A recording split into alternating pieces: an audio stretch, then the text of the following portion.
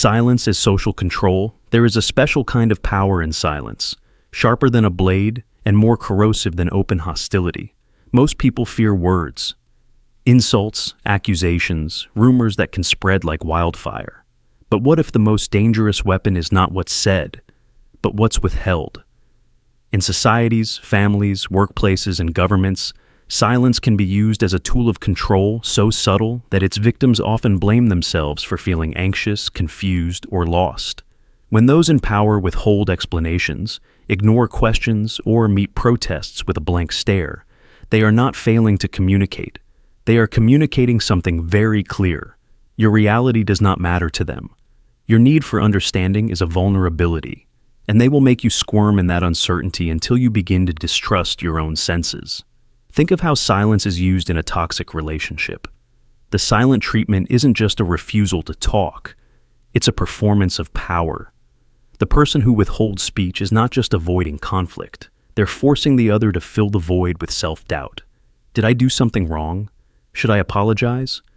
Maybe it's all in my head. The anxiety becomes a feedback loop, escalating inside you, even when nothing has been clarified.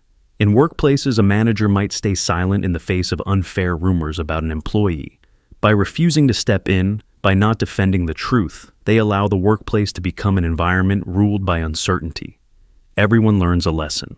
Don't trust the silence, but don't challenge it either. The result is paralysis. A culture where speaking up feels dangerous, and staying quiet feels safer, even as it eats away at trust. Silence as social control is ancient. In medieval courts, royal silence was the most dreaded response a subject could receive. To be ignored was to be erased. To become invisible in the eyes of the court was to lose one's social standing, or even face exile or death. Rulers knew that fear of the unknown, of not knowing whether you'd be punished or rewarded, was more effective than open threat. Even now, legal systems are structured so that silence is a weapon. When a government refuses to answer questions about corruption or human rights, they are not just hiding information. They are demonstrating their ability to leave you in darkness. In that darkness, rumors grow, trust erodes, and people become divided and easier to manage. Look at public disasters. When tragedy strikes, the most chilling thing is often the silence from officials. No answers, no explanations, just vague statements or complete avoidance. The public's anxiety fills the gap. Conspiracy theories thrive in silence because the mind abhors a vacuum. When leaders refuse to speak, they force people to invent their own explanations, often ones that suit the interests of power anyway. The silence is not just the absence of sound. It is the loudest kind of manipulation. It is an invitation to question yourself, to turn on your neighbor, to accept whatever explanation finally comes, even if it's a lie, because the uncertainty hurts so much more. In families, generational silence can become a cycle of control. Secrets, unspoken traumas, taboo subjects, these silences are passed down. A child grows up feeling that some questions must never be asked, some truths are too dangerous to name. This is not just personal dysfunction. It is a mechanism for enforcing conformity, for keeping old wounds alive by never letting them heal in the light of conversation. The lesson: don't make noise, don't disturb the silence, or you'll pay. It is no accident that societies with the deepest wounds often have the deepest silences. Silence can also be communal, performed by entire groups. Consider how entire populations have been controlled by forced silence, censorship, fear of surveillance, fear of being the one who speaks out. In such environments, the unsaid hangs heavy in the air. You learn to read the coded messages in glances, in pauses, in what is not said. Over time, you internalize the silence. You begin to censor yourself, anticipating what might bring punishment. This is the ultimate success of silence as control. You no longer need to be silenced by others. You do it to yourself. There are subtle examples everywhere. Think of a classroom where a teacher's silence toward a struggling student is more punishing than any scolding. The whole class watches the unspoken message. Some people are not worth helping. Some failures are too shameful to acknowledge. Or think about social media. When your message is ignored, not disagreed with, not debated, just passed over, you feel invisible. This kind of silence is a form of social death, a quiet exile that leaves no wounds but still changes you. Why is silence so effective? Because the human mind hates uncertainty. We are wired to find patterns, to make sense of our world. When answers are withheld, the mind rushes to fill the space, with self-blame, with invented narratives, with suspicion. Silence becomes a hall of mirrors, and soon you cannot distinguish your own fears from reality. Those in power know this. They do not have to say anything. They just have to wait while you torment yourself. Over time, you may come to accept any explanation, any small gesture, just to break the unbearable silence. And here's the final twist. When silence is used enough, it becomes tradition. The next generation is taught that some things are not to be spoken of, that certain questions have no answers. This is how entire societies can be shaped and controlled without a single command ever being given. All it takes is silence, applied at the right time, by the right people, in the right moments of vulnerability. If you've ever felt anxious in the face of silence, if you've questioned yourself when someone refused to answer, know that this reaction is not a weakness. It's the result of one of the oldest, most sophisticated forms of social control. The next time you sense it, the quiet, the refusal, the smile that says nothing, recognize it for what it is. You are not alone in the silence. You are just being made to believe that you are. The mirror validation trap. You want to know who you are, but there's a secret catch. The most powerful mirrors in your life don't just reflect you. They shape you, mold you, distort you, until your sense of self is no longer yours. The mirror validation trap is one of the oldest tricks in the social playbook. It's not about staring at your own face. It's about seeing yourself only in the way others respond, approve, or react. The people around you become your mirrors, but they are warped, cracked, sometimes gilded with flattery, and sometimes smudged with criticism. You keep looking for your real self, not knowing you've outsourced the job.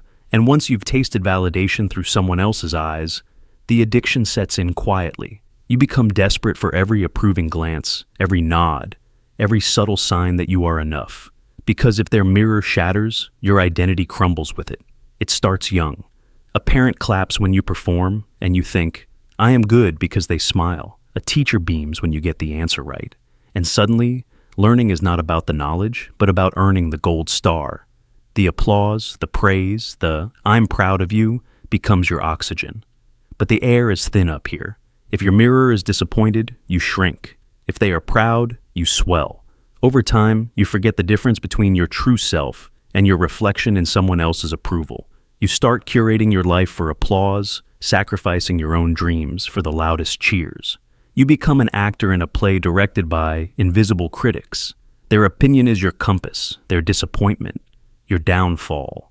Now, think of your closest relationships. How many times have you bent your desires, stifled your voice, or dulled your ambitions, just to maintain harmony or to remain someone's favorite reflection?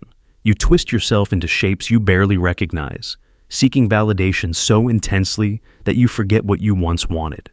Even your ambitions morph. You begin chasing what you think will win admiration, not what gives you purpose. The mirror validation trap is subtle. Sometimes the validation is wrapped in love, sometimes in manipulation, but the effect is the same. You become reliant on someone else's gaze to remember who you are.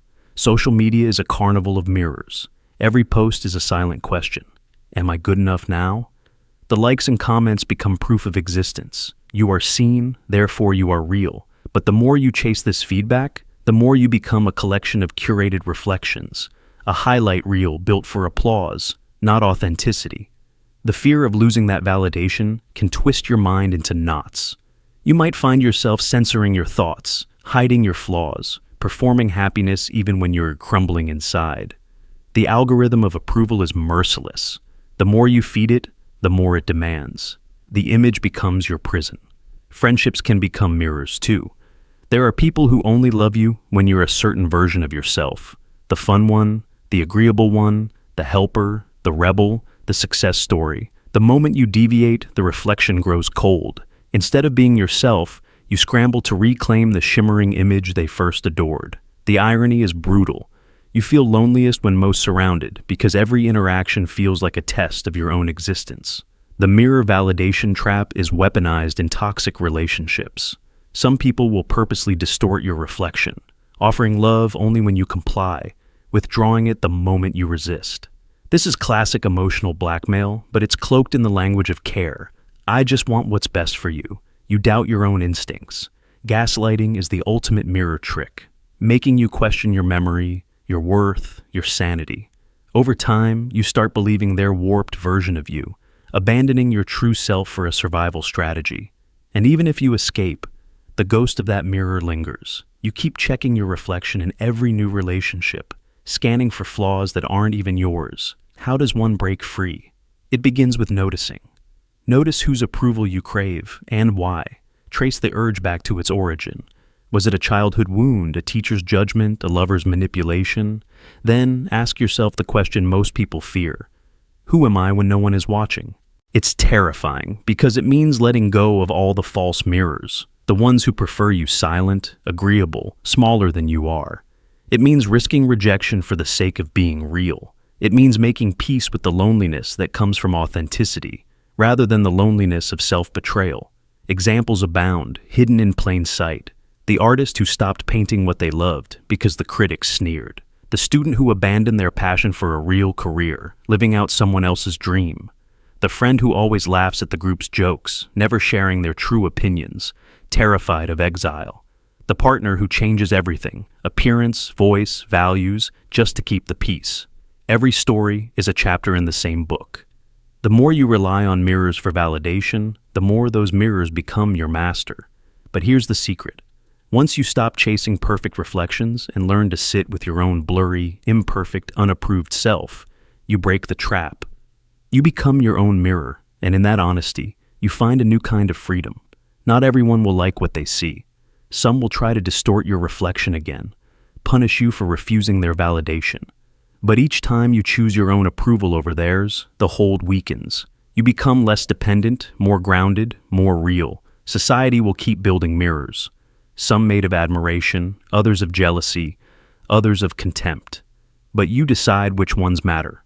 You can use reflection as feedback, but not as life support. Validation becomes a tool, not a chain. You are more than the sum of opinions, more than the echo of applause, more than the critic's whisper. Your identity is not up for a vote. In the end, the only mirror that counts is the one you hold steady, even when the world is shouting for you to shatter. The flattery reversal game. There's a game that's older than most people realize, a psychological trick that feels almost like magic when it's done to you, and like slow poison once you realize what's happened.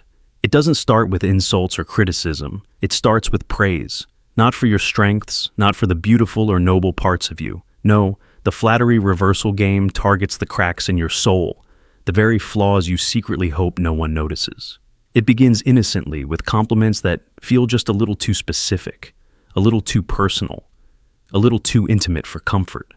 Maybe you're someone who jokes too much to hide your anxiety. Suddenly someone calls you the life of the party, celebrates your reckless sense of humor, laughs a little too loud at jokes you know are self-sabotaging. Or maybe you're proud of your stubbornness because it's gotten you through hard times. But now, someone starts to praise your refusal to change, your unshakable resistance, as if your inability to adapt is a badge of honor. They notice the part of you you're most ashamed of and put it on a pedestal. The effect is intoxicating. It feels like being seen, even cherished, for the first time. It feels like relief, like the world is finally telling you that you are okay just as you are, even the parts you thought were broken. But this is the reversal. What they're really doing is reprogramming your compass, making you associate their approval with the parts of you that can be twisted for their own benefit. They are not seeing you, they are using you. It can start in relationships, romantic, platonic, even professional. Imagine a boss who praises your willingness to stay late, but only because you never say no, not because your work is excellent. Soon you stop caring about quality and start chasing exhaustion. Or consider a friend who praises your brutal honesty, not because you're wise, but because you're reckless with words and they want you to do their dirty work. The more they reward your flaws, the more those flaws become central to your identity. The flattery isn't accidental, it's surgical. It's a slow conditioning, a careful training of your need for affirmation. Over time, your sense of right and wrong starts to blur, replaced by a single question. What will make them smile at me next? You find yourself exaggerating the very parts of yourself that hurt you. A liar praised for being a master of stories becomes unable to stop. An addict told they are wild and free sinks deeper into their spiral. The trick is that their approval feels like sunlight, until you realize it only grows the weeds, not the flowers. You begin to crave their praise. You start performing your flaws bigger and louder to keep their validation. It's addictive. It's not just emotional manipulation, it's a quiet theft of your moral compass. You stop asking if your actions are right, only if they will be celebrated. Your true self is slowly erased, replaced by a mask that smiles when they want you to. Why is this so powerful? Because praise is a drug. Flattery bypasses your logic, goes straight to your fear of not being enough, and gives you relief, at a price. It's not the flaws themselves that are the trap. It's that you stop growing. You stop looking at the real consequences of your actions. You let someone else decide what is worth loving. History is full of this game. Cult leaders flatter the insecure, telling them their paranoia is divine discernment. Dictators praise the most violent of their supporters, not the most loyal. Even in families, parents may reward a child's silence, their secrecy, making them believe their compliance is love. Soon, the child can't speak their own truth without shame. The reversal is so complete that even if the person wakes up, it's hard to reclaim their old values. They wonder if they were ever real. That's the dark secret of the flattery reversal game. It doesn't just change your behavior, it erases your self-trust. You begin to see yourself only through their eyes. The things that once made you uneasy become your performance. Over time, it becomes a loop. You need their praise because you can't find validation within. You become desperate for approval, and they set the terms. They become the only judge that matters. It doesn't look like control, but it's the deepest control of all. The most dangerous part is that anyone can fall for it, because the need to be seen is universal. The wound that made you crave flattery is the very thing that makes the reversal possible. The only way out is to recognize it, to see which parts of yourself are being celebrated, and ask, does this praise lead me to grow or to stagnate? Is this approval making me more myself or less? The flattery reversal game is subtle, almost invisible, until you learn to spot the pattern. But once you see it, you can begin to rebuild your own compass, to seek out the kind of praise that makes you stronger, not smaller. In the end, only you can decide whose approval matters. Only you can name what's truly worth celebrating in yourself. That is how you break the game and reclaim your own story. The slow burn undermining. You never see it coming. You don't wake up one day shattered. You wake up feeling just a little smaller, a little less certain, a little more tired in the bones of your mind. The slow burn undermining isn't loud. It isn't dramatic. It is the whisper in your ear at the edge of every accomplishment, the weight that grows in silence, the gradual turning of your own mind against you. When people think of manipulation, they imagine shouts, fights, and chaos. But the real destruction happens in quiet repetition. Tiny, almost forgettable moments that melt you from within, until one day you don't remember how it felt to be strong. Imagine a candle you never lit, but it's burning anyway, dripping away every ounce of your confidence, and you can't even see who holds the match. It begins innocently enough. A friend, a partner, a mentor, even a parent offers a passing comment. Are you sure that's what you want to do? It feels like care, maybe concern. It's nothing, except it isn't. The first time, it makes you pause. The second time, you second guess. The third time, you hesitate before you speak, waiting for the look, the sigh, the slight tilt of a head. Each time, it's so small, so subtle, you barely notice. But these doubts are seeds, and the soil is your trust. You water them with your desire to please, to not be difficult, to avoid conflict. You become the gardener of your own uncertainty. This is how slow burn undermining works. No one tells you you're useless. They just suggest you could be better. They don't say you're wrong. They wonder quietly if you've thought it through. They never forbid your dreams. They only offer alternatives, each time with a raised eyebrow or a gentle, exhausted laugh. They remind you of past mistakes, not to punish, but just so you don't repeat them. They say they believe in you, but somehow you only remember their doubts. It's a death by 1,000 paper cuts. No scar is deep enough to cry over, but together they bleed you dry. You start to hear their voice when they're not around. You double-check your decisions, triple-guess your instincts. You rehearse conversations in your mind, playing both parts, and always, always you find yourself apologizing. The candle is burning now, and the wax is you. Over time, your world shrinks, your opinions soften. You find yourself sitting out of conversations you once would have led. You laugh less, but you smile more, hoping to please. Your dreams grow smaller, safer, more palatable. You become an expert in minimizing yourself. If someone asks you what happened, you have no story to tell. Nothing dramatic, nothing shocking. Just a slow fade. You might even defend the person who melted you. They were just trying to help. Maybe I am too sensitive. That's the brilliance and the cruelty of slow burn undermining. It's almost impossible to name. It's the warmth that becomes a burn only when you notice you're blistered. You don't rebel, you adapt. That's what survivors do. You adjust your temperature, lower your expectations, teach yourself to live in the dimness so the darkness doesn't seem so stark. Examples are everywhere, but rarely discussed. A talented artist who gives up painting, convinced by a loved one's gentle reminders about real jobs.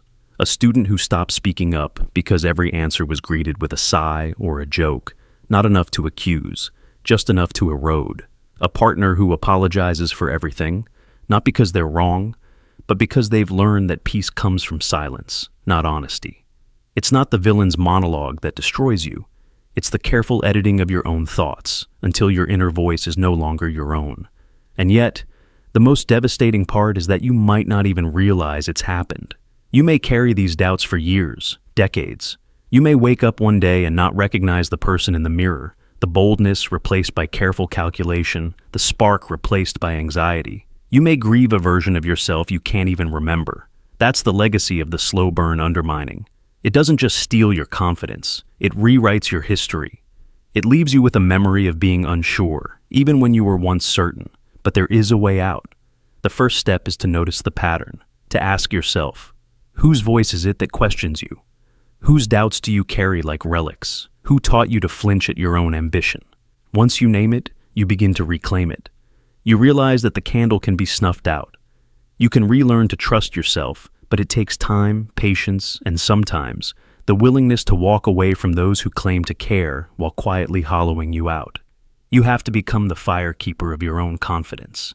You must decide every day to light your own candle, one that burns for you, not against you. And if you do, slowly, quietly, the wax reforms. The confidence grows back, fragile at first, then stronger. The slow burn can be reversed, but only when you refuse to let someone else hold the match. The puzzle piece illusion. You meet someone who seems endlessly complex, their mind like a 1,000-piece jigsaw scattered across a floor you can barely see. They drop little hints, fragments of stories, a wounded glance here, a mysterious smile there. Every conversation feels like another puzzle piece handed to you. Just enough to keep you hooked, never enough to see the full picture. You think, if you could just find the last missing piece, everything would make sense. But that day never comes.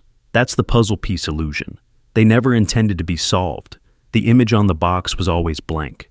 You start with curiosity, innocent and harmless, a question about their childhood, a joke about their favorite song, a gentle nudge to know what hurts behind their eyes. They reward your curiosity with ambiguity. Maybe one day they share a memory, but it's only half the story. Another day, they laugh off a serious question, or their answers contradict something they told you last week. The contradictions aren't accidental, they're bait. Every inconsistency becomes a riddle. Every riddle makes you want to dig deeper.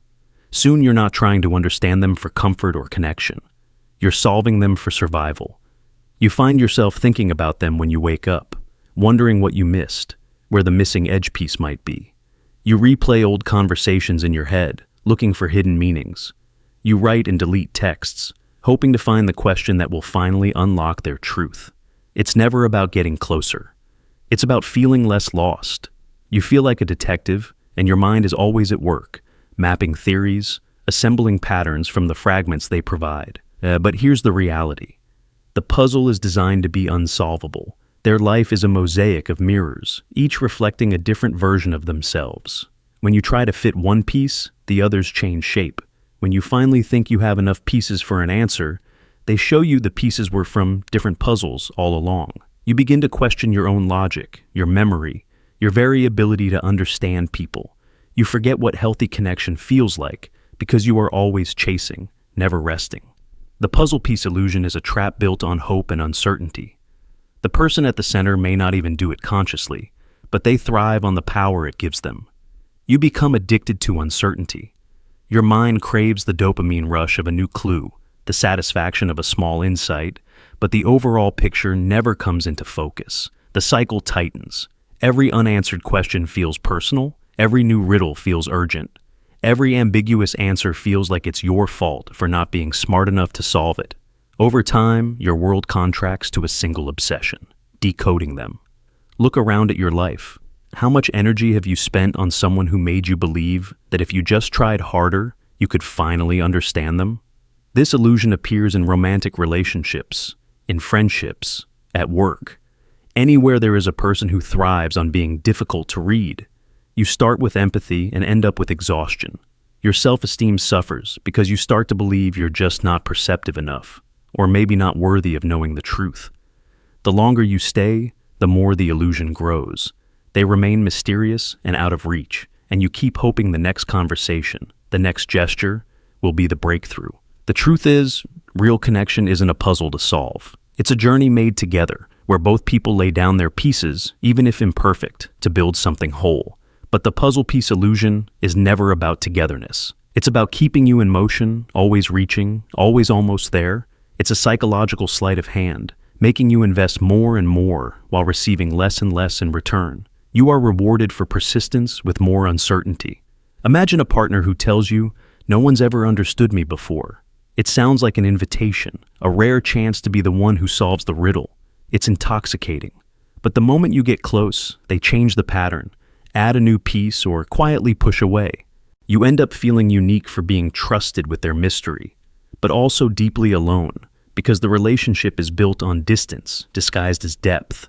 Maybe you have a boss who never explains their motives, who always seems to have one more secret plan.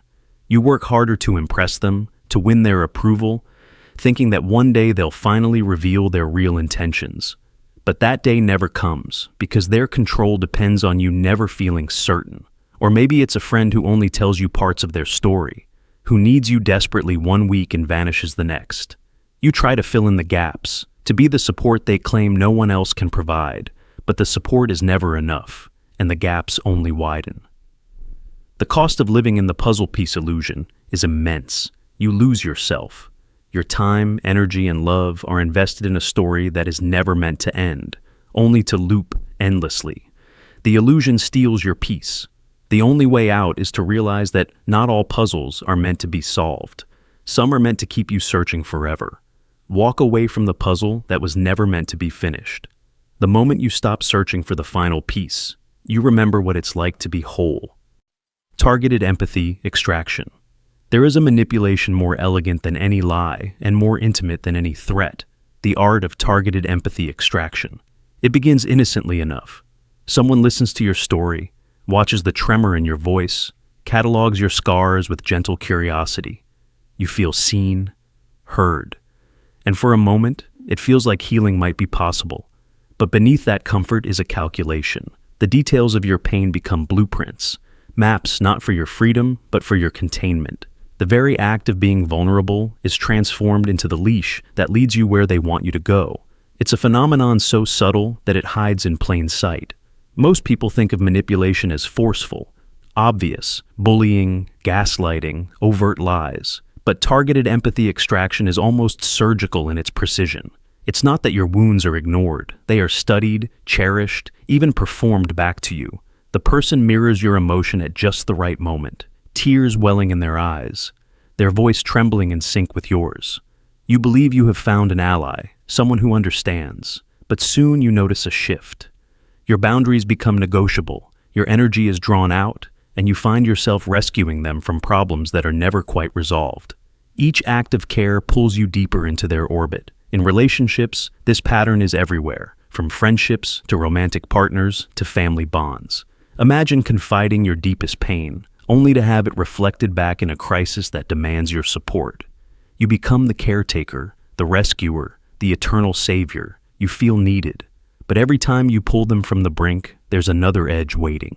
Their suffering is always just enough to keep you close. This is not empathy, it is extraction. Your compassion is no longer a gift, it is a resource, harvested and spent. The most sophisticated version is performed by people with a remarkable sensitivity to emotional cues. They pick up on what makes you ache, what makes you soft, what makes you heroic. They become the mirror for your pain, and their performance of empathy can feel more real than your own family's concern. But every act, every tear, is calculated to keep you invested. In workplaces, you see it when leaders or colleagues use tales of hardship to gather loyalty, to silence criticism, to justify decisions that harm others. If you only knew what I've been through, they say, and suddenly your frustration is transformed into pity. The leash tightens, and you become less likely to resist. Empathy is a powerful force, one of humanity's greatest strengths, but when weaponized, it becomes a method of control as effective as fear. Think about how cults, political movements, or even brands use stories of pain and redemption to pull people in. They display their wounds as credentials, not for healing, but to recruit you as a witness and a helper. The more you care, the more you give, the more you become entangled. Your loyalty is no longer rational. You are invested not in the person or cause, but in the idea of yourself as their savior. Over time, this cycle is exhausting. You notice your compassion being drained, your boundaries worn thin. You may even feel guilty for wanting to step back. But every withdrawal is met with another performance, another story, another tear, another desperate plea. The cycle repeats until you begin to question your own motives. Am I truly helping? Or am I trapped in the performance of help, unable to escape without feeling like a villain? This is how targeted empathy extraction works. It entangles you in your own goodness, turning your compassion into a prison. It happens in families too. Parents can extract empathy from children, playing the victim, ensuring that the child grows up feeling responsible for adult pain. Friends can do it. Always in crisis, always needing rescue, entire communities can run on this dynamic, with some members assigned the role of perpetual savior and others the role of endless sufferer. The script never changes, but the cost is always your energy, your hope, your sense of self. What makes targeted empathy extraction so powerful is its invisibility. It flatters your best qualities, your compassion, your resilience, your heroism, while quietly consuming them. It turns your greatest strength into your greatest vulnerability. And by the time you recognize the pattern, you may already be too tired, too entangled, too invested to break free. If you have ever felt like your empathy has become a leash, if you've noticed that caring only ever leads to more need, not less, you are not alone. This is not a failure of kindness. It is a sign of how easily kindness can be redirected by those who study pain, not to heal, but to control. The antidote is not to become less compassionate, but to become more aware of patterns, of boundaries, of the difference between empathy that heals and empathy that binds. Only then can you reclaim your compassion. The dignity debt setup. There's a kind of rescue that isn't a gift. It's a debt. The dignity debt setup hides beneath good intentions, cloaked in the language of kindness, but its shadow stretches long after the moment of crisis has passed. It begins when you're at your lowest, lost, desperate, your self-worth bleeding out on the floor. That's when they appear, arms outstretched, offering the help you crave. They patch your wounds, dry your tears, lift you up, but each gesture is a subtle transaction. The price is never spoken, but the bill arrives all the same. It is written in the invisible ink of obligation, and the cost is your dignity. At first, you feel gratitude, relief, maybe even awe. Someone saw your pain and reached in to pull you out. You might even feel chosen, special. Why did they save you when others turned away? But the gratitude curdles over time. You sense it in their glances, their words. The help was never free. Every time you try to stand tall to reclaim your strength, they remind you, gently but persistently, of the moment you were broken. Remember who was there for you. Remember who put you back together. It's not a demand, exactly, but an expectation that hovers over every interaction. The dignity debt setup is rarely obvious. It lives in subtle gestures, the favor that's never forgotten, the kindness that is recounted in front of others, the help that is weaponized as proof of your unworthiness. You try to move forward, to rebuild, but the narrative follows you. You are the one who was saved. Your attempts at independence are met with disappointment, or worse, with guilt. How can you be ungrateful? how can you forget all they did for you? Every step you take towards freedom feels like betrayal. This trap is everywhere. It happens in families where a parent rescues a child again and again, then expects lifelong loyalty as repayment. It happens in friendships, one person always picking up the pieces, the other always apologizing for needing help. It happens in workplaces, in relationships, in every corner where power is disguised as generosity. Sometimes, it's not even a person, but an institution. A system that saves you, but never lets you forget who holds the keys to your survival. The most dangerous part is the way it rewrites your own story. You internalize the debt, carrying it around like invisible chains. You believe you owe your life, your success, your very existence to someone else's intervention. So you stay small. You defer. You shrink from opportunities, convinced you're only here because someone let you in. Your confidence is borrowed, not built. Your worth feels conditional, always at risk of being revoked. Think of the friend who helped you through a heartbreak, then expects you to prioritize them over everyone else. The boss who gave you a second chance, then uses it to keep you silent when you know something is wrong. The partner who stayed when you were at your worst, then throws it in your face every time you ask for something they don't want to give. Even governments play this game, offering relief during disaster, then tightening control, insisting you owe them your loyalty, your silence, your vote. And here's the trickiest part. Sometimes the rescuer doesn't even know they're doing it. They believe their help is pure. They might be proud of their compassion, blind to the way it morphs into control, or maybe on some level, they know exactly what they're doing. The dignity debt setup is an old story. One person's suffering becomes the foundation of another's power. The savior gets to feel strong, noble, indispensable. The saved is kept in a state of permanent gratitude, forever in their shadow. Breaking free requires more than just paying back the favor. The real escape is in reclaiming your own narrative. You were helped, yes, you were vulnerable, but you are not defined by that moment. Your value doesn't shrink just because you needed support. You do not owe your soul for the price of survival. Gratitude can be sincere without becoming servitude. You can say thank you and still stand tall. The test is whether your savior celebrates your independence or resents it. Ask yourself, do they remind you of your past when you try to change? Do you feel afraid to disappoint them, even when your needs are valid? Do you shrink yourself to fit the story they prefer? That's the dignity debt setup at work. The antidote is self-forgiveness and the courage to rewrite your own story. You were not saved to become a servant. The best kind of help leaves you stronger, not smaller. In the end, dignity is not a debt, it's your birthright. True rescuers know this. They offer a hand, then let go when you're ready to walk. They celebrate your rise, not your continued dependence. The ones who hold your weakness over you, who keep you humble by reminding you of your darkest days, they were never saving you. They were setting the stage for your permanent obligation. It's time to pay yourself back with freedom. The debt was never real. The reverse projection maneuver. There is a psychological move that feels almost impossible to defend against because it comes cloaked in half-truths, confusion, and shame. This is the reverse projection maneuver. It is the art of accusing you of what they themselves are guilty of. At first, it's just words, but it becomes a web, trapping even the strongest minds in endless self-doubt. Imagine being accused of lying by someone who lies constantly. Imagine being called manipulative by the master of manipulation. It seems ridiculous at first, until they start blending in just enough truth, just enough of your real weaknesses, that you begin to wonder, what if they're right?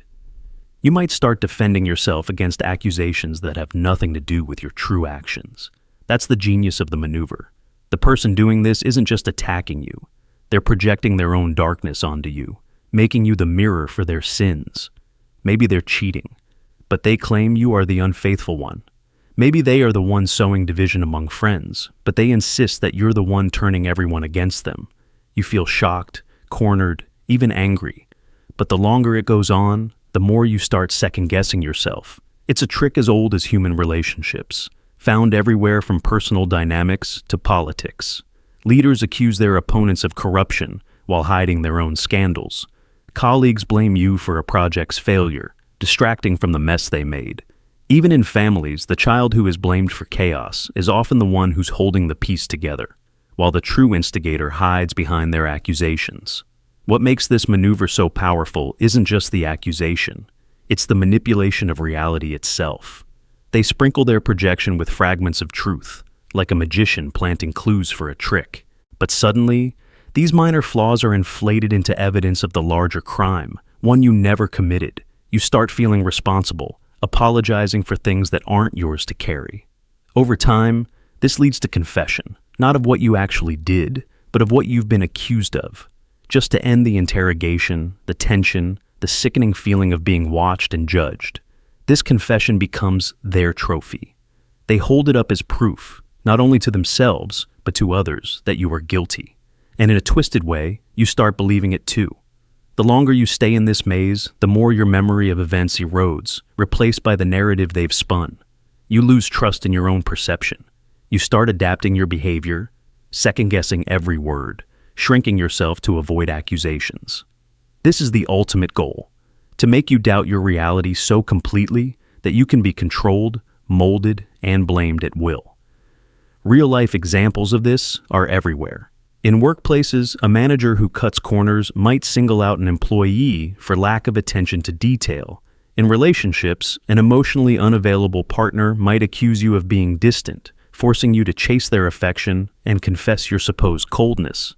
Even in history, entire regimes have used projection maneuvers, accusing the innocent of crimes to cover up their own. The trick always works best when you have a conscience. It's your empathy, your honesty, your desire to be good, that they twist against you because you care. You question yourself. Because you're honest, you confess, not to the truth, but to the illusion. It's a kind of psychological judo, turning your strengths into weaknesses. Over time, it breaks down even the most resilient people. You start losing your ability to know what really happened, who you really are. The maneuver is so effective because it plays on the very mechanisms that make relationships work: trust, vulnerability, self-reflection. The only way to break free is to see the pattern for what it is: a projection, not a reflection. You have to become your own witness, your own judge. Write things down. Remember what actually happened. When the accusation comes, pause and ask yourself, whose behavior does this truly describe? Is this accusation an echo of their own actions? Recognizing projection doesn't make it hurt less. It doesn't stop the confusion overnight. But it does return some power to you, the power to decide what is truly yours to carry and what is simply a shadow cast by someone else's guilt. That is how you begin to escape the reverse projection maneuver. Emotional conditioning. Loop. You know something is wrong, but you can't put your finger on it. Your moods feel foreign, your reactions confused, and it's as if someone's rewritten the rules inside your own head. You weren't always like this. There was a time when strength felt natural, and vulnerability was a choice, not a trap. But now, you're caught in a strange, invisible maze, one where the rules keep changing, and every turn leads you further from yourself. This is the emotional conditioning loop. A silent game where your feelings are rewired, not by violence or fear, but by the slow poison of twisted reward and punishment. And just like a lab rat chasing poison cheese, you start to question if you're moving forward or simply running in circles, always one step away from the exit, but never quite escaping. At first, it's subtle. You stand up for yourself, and instead of respect, you get the cold shoulder, sarcasm, or sudden silence. The person who once celebrated your courage now looks disappointed or even threatened. You retreat, just a little. You share your ambition, and the air chills. Later, you admit uncertainty or fear, and suddenly, you're rewarded. A hug, a compliment, unexpected warmth. It feels good, like you've finally cracked the code of acceptance. But the code is a trap. Every time you show strength, assert a boundary, or express an independent thought, you get punished. Maybe not overtly, but through withdrawal, guilt, or emotional distance. Every time you yield, shrink, or doubt yourself, you're rewarded.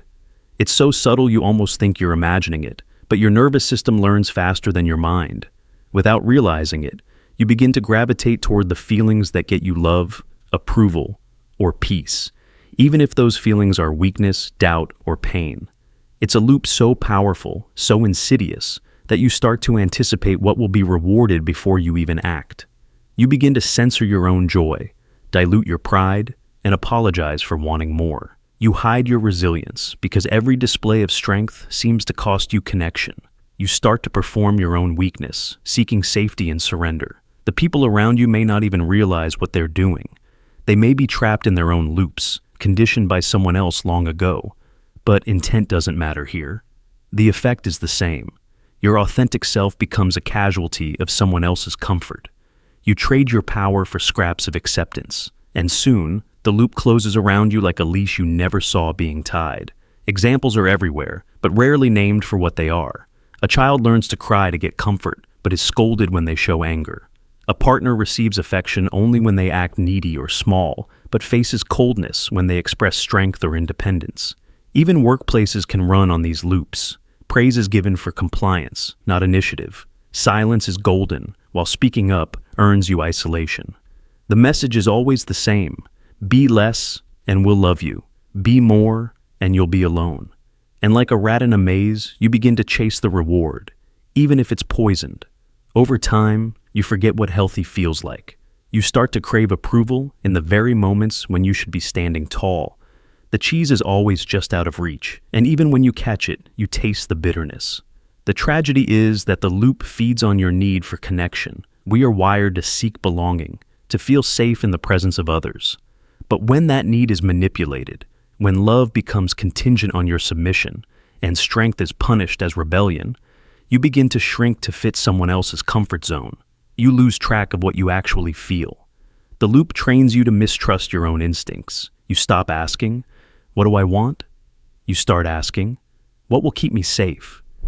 And the answer is always the same. Be smaller, be weaker, be quiet. Escaping the emotional conditioning loop is an act of rebellion that feels at first like self-destruction. It means risking punishment, coldness, disapproval, even abandonment. It means rewarding your own strength, even when no one else does.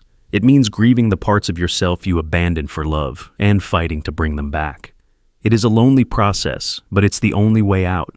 You have to become your own source of approval, your own champion. You have to teach yourself that it's okay to be strong, even if the world punishes you for it. Because the alternative is a lifetime spent chasing poison cheese, living for the fleeting comfort of approval at the cost of your own soul. You are not a lab rat. You are not here to be trained by someone else's fears. Your feelings are yours to own. The loop can be broken the moment you decide that your strength, your boundaries, and your truth are worth more than any reward someone else can offer. And when you do, the maze loses its power. You realize you were the key all along. The moral magnet distortion. It starts with a spark of recognition, a moment when someone seems to echo your deepest beliefs. They speak your language of right and wrong, laugh at the same injustices, and nod solemnly when you confess your hopes for a better world. You feel a click, a subtle tug, a magnetic draw that seems to go beyond friendship or romance. You trust them because you see yourself in them. That's the moral magnet distortion. They align themselves so closely with your values, it feels impossible to doubt their motives. But that's where the danger lies. The values you share are real. The loyalty isn't. Imagine the early days. You talk about what matters most: honesty, kindness, loyalty, justice. They always agree. They amplify your passion, reflect your outrage, cheer for your causes. You begin to feel less alone in your convictions. They say things you've never voiced out loud, as if reading your mind. You tell yourself, finally, someone who truly gets it. But what you don't realize is that they're carefully listening, mapping the boundaries of your morality, learning exactly what buttons to push. This is the trap. They build trust by becoming your moral mirror. Each shared value is another thread binding you closer. Then, one by one, those threads are pulled. Suddenly your beliefs become leverage. They ask for small favors in the name of justice, convince you to bend a rule for a greater good, or urge you to overlook a flaw because you know how the world is. Every step feels minor, justified by the values you both cherish. You don't notice the drift until you're defending choices that once would have horrified you. Picture this. A friend rallies you to confront someone that they claim has wronged them. They frame it as standing up for truth, a core value you both uphold. You step in, defend them, even at the cost of your own comfort. Later, you learn the story was twisted. The truth was never the point. your loyalty was. Or maybe a mentor encourages you to break a rule at work, just this once, for a cause you both support. You trust their reasoning because your values align. But when consequences come, you're left carrying the weight while they slip away, untarnished. The genius of the moral magnet distortion is that betrayal never feels like betrayal at first. It feels like loyalty, courage, standing together for something bigger than yourself. You sacrifice, compromise, and rationalize, all in the name of what you both believe is right. But their alignment was always selective. The moment you hesitate, question a request, resist a manipulation, they shift. Suddenly you're accused of betraying the very values they once echoed back to you. The guilt is overwhelming. You begin to doubt your own goodness. Think about those who exploit movements, ideologies, or communities, claiming to be the most righteous, until their followers discover the hidden agenda. They use shared values as a shield, making it difficult for anyone to question their intentions. If you challenge them, you're not just disagreeing with a person. You're accused of betraying the entire cause. This tactic is ancient. Leaders, friends, partners, even family members have used it to manipulate the well-intentioned for centuries. The real heartbreak is that you question your own judgment, wondering how you failed to see the trap. You replay every conversation, every moment of agreement, searching for the red flags hidden in plain sight. But the deception wasn't in their words. It was in their intent. They used your values not just as camouflage, but as a weapon. The more you cared, the deeper you fell into the illusion. Your own integrity became the chain that kept you close.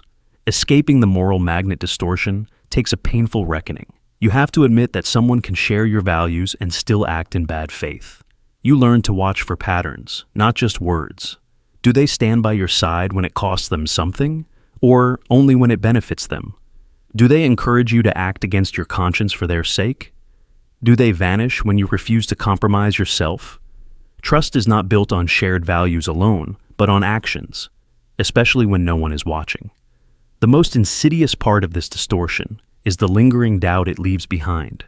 You may start to distrust everyone who seems to share your values, becoming guarded, isolated, but you don't have to lose your faith in humanity. Instead, you gain a sharper vision. You learn that genuine connection doesn't require constant agreement. The real allies in your life are those who challenge you to grow, who respect your boundaries, and who never ask you to betray your own soul. Walk away from those who weaponize your goodness. You are not responsible for their manipulation.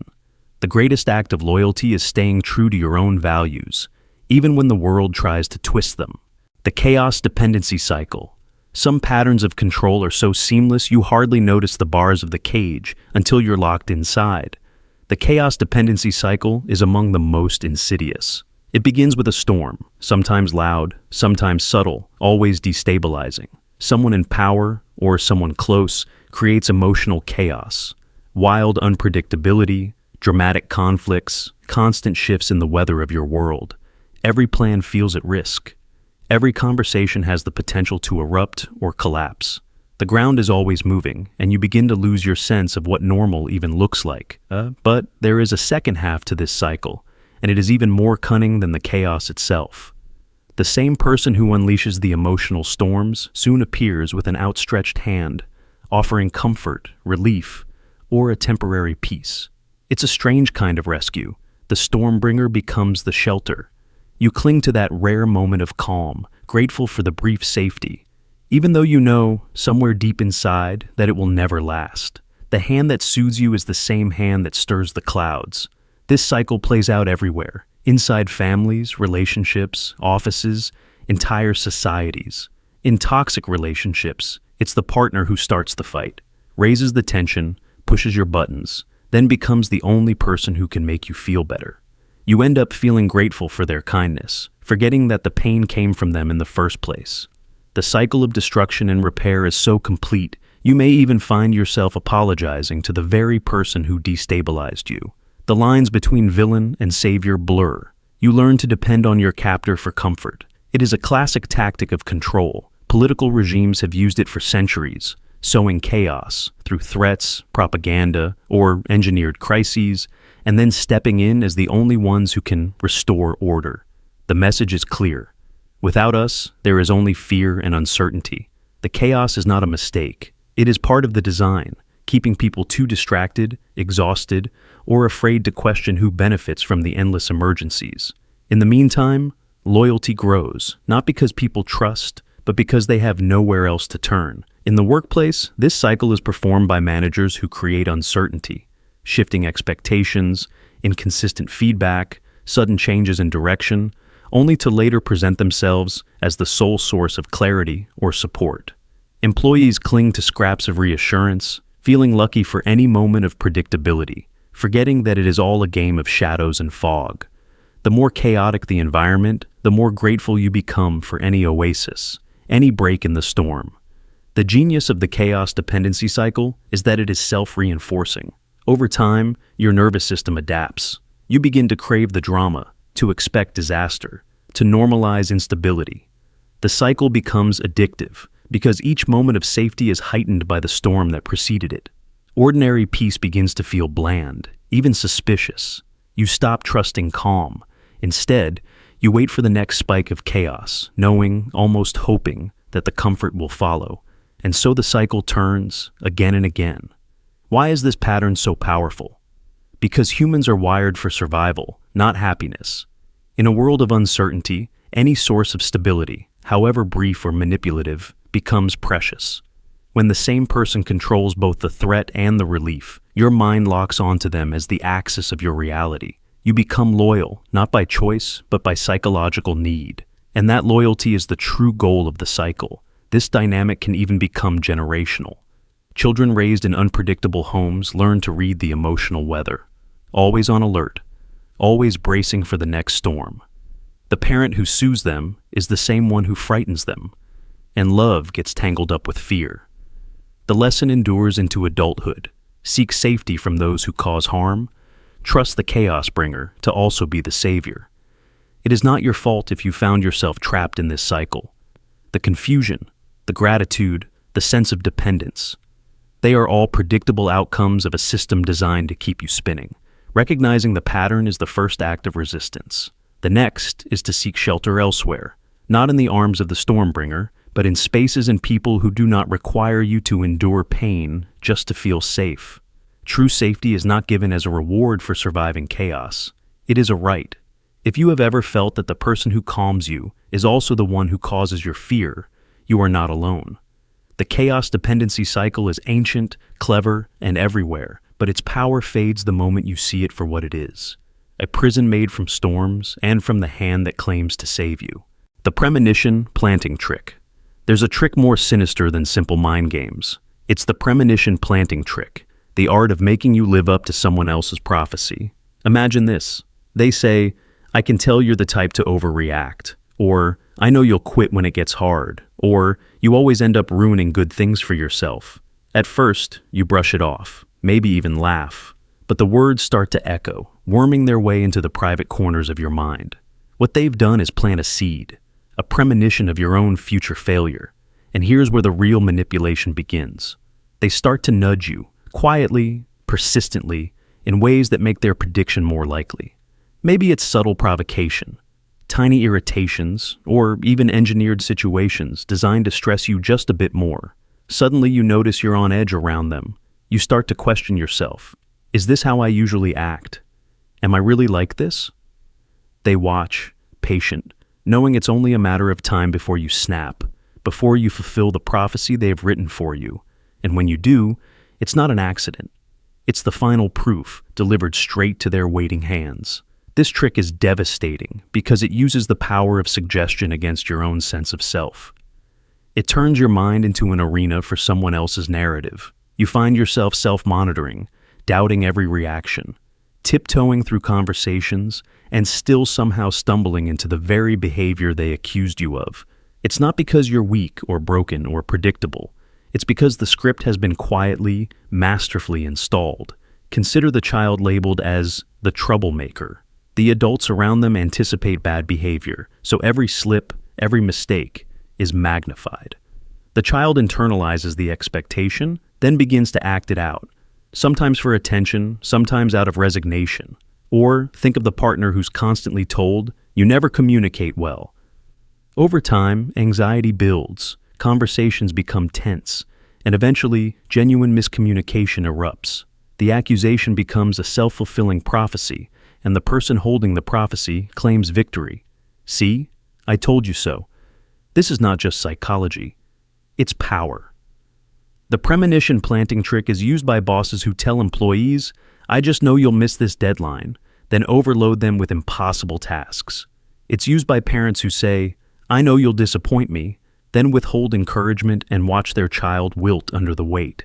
It's used by friends who claim, "You always bail on plans," then invite you at the last minute, almost daring you to prove them wrong or right. But the real genius of this trick is that it never looks like an attack. It masquerades as concern, as insight, even as care. "I just want to warn you. I know you. I'm only being honest." Each line is a brick in the invisible cage you never agreed to enter. The more you protest, the more suspicious you seem.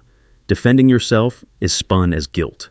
Silence becomes agreement. The outcome is always the same. You're measured not by your intentions, but by the blueprint they've drawn for you. The psychological effect is corrosive. You become trapped between proving them wrong and simply being yourself. Your energy is spent on self-control, not self-expression.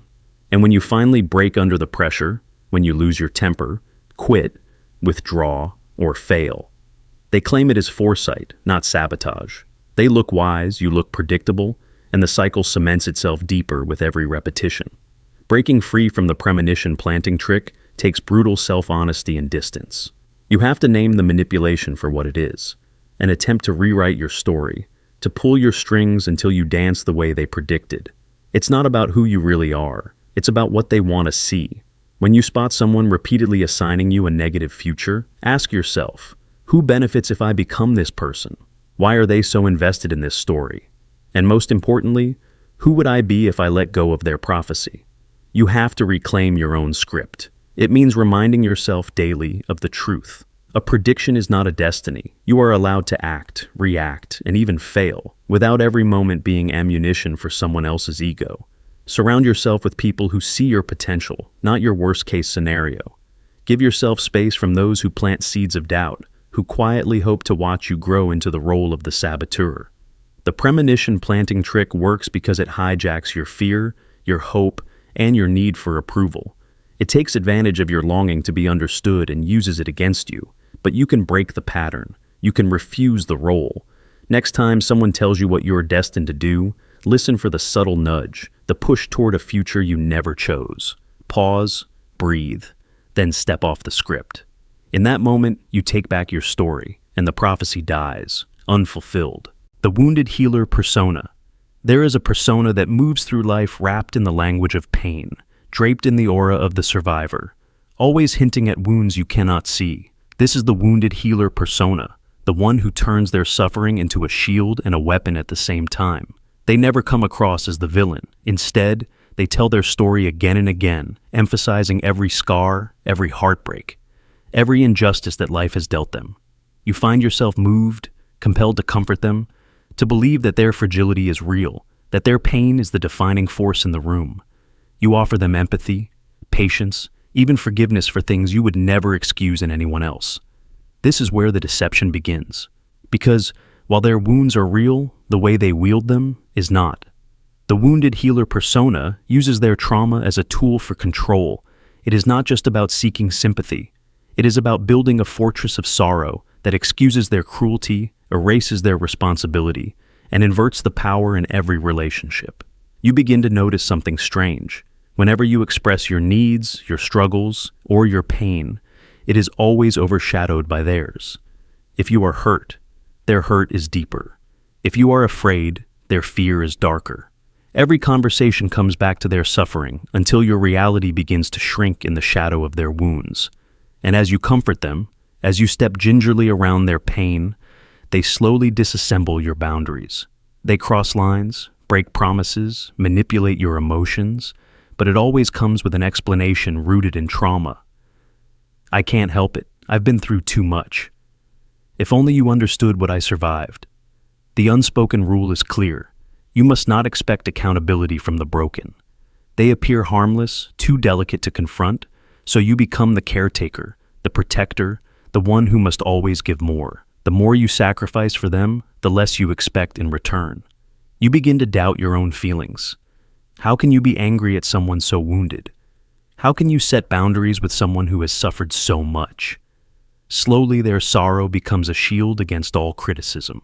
If you try to stand up for yourself, you're accused of being insensitive, cruel, or ignorant of the weight they carry.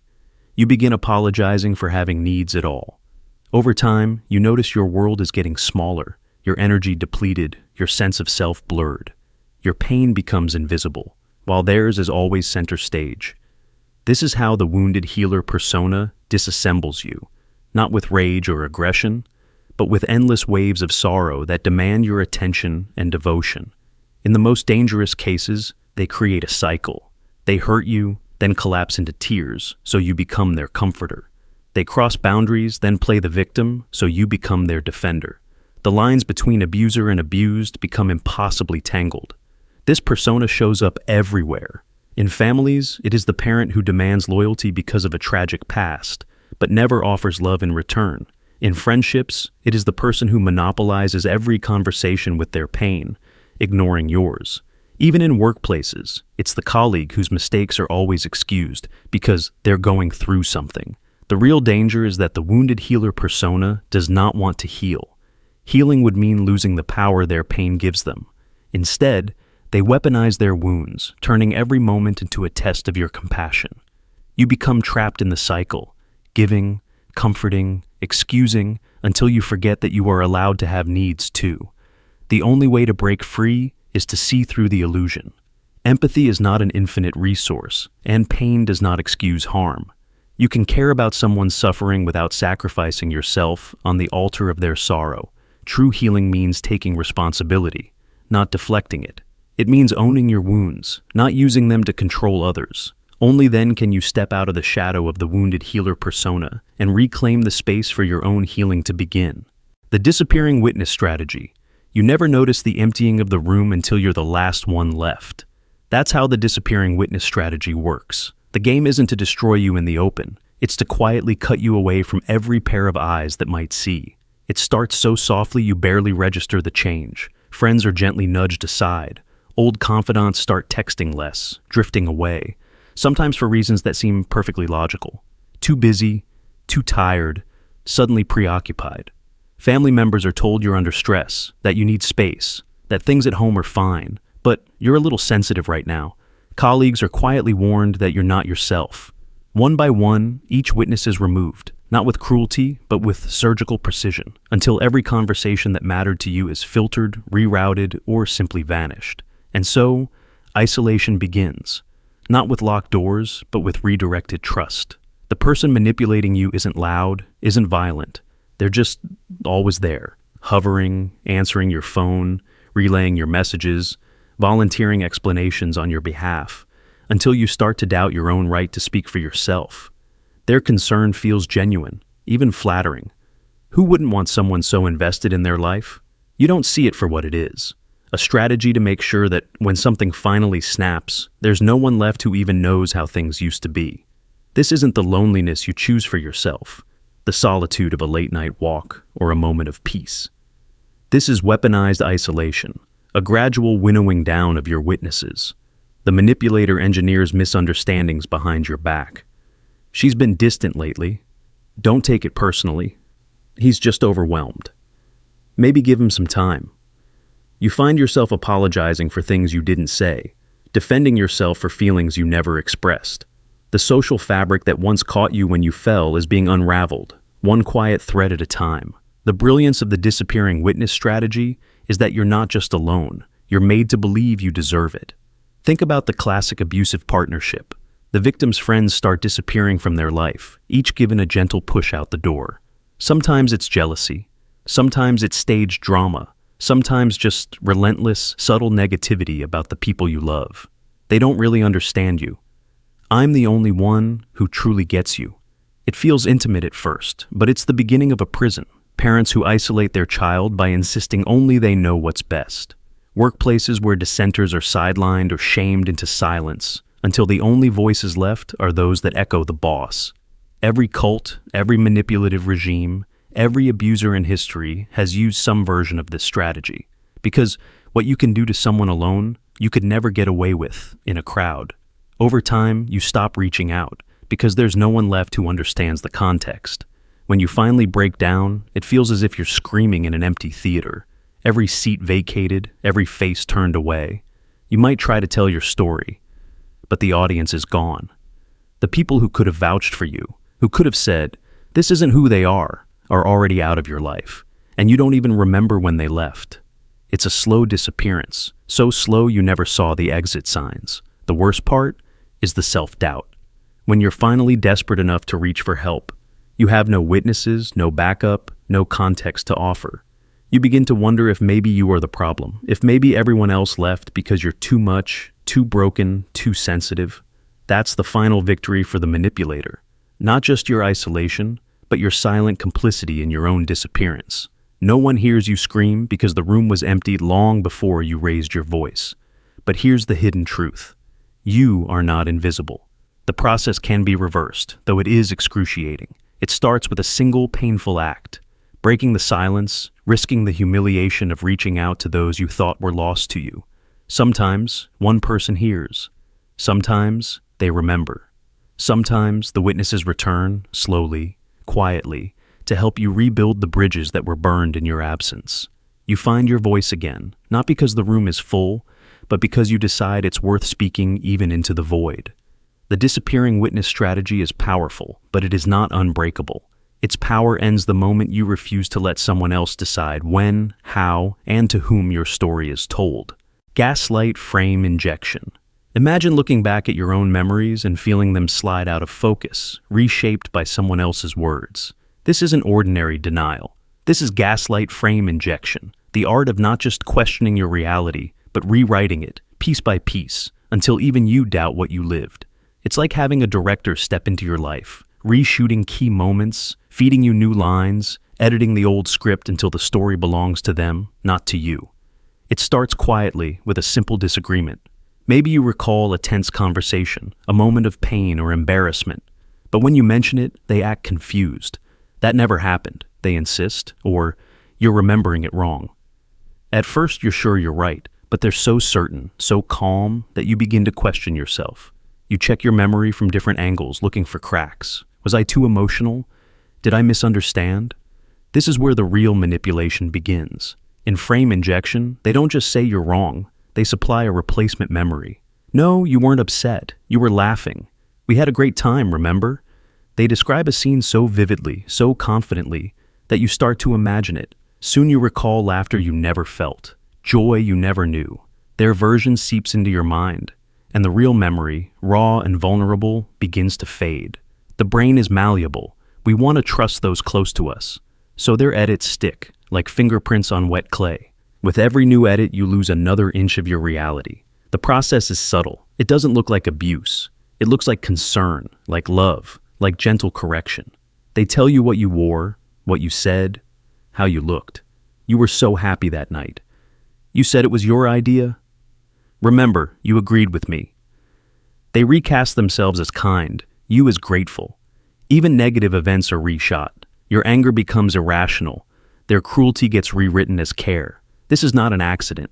The gaslighter knows exactly what they're doing.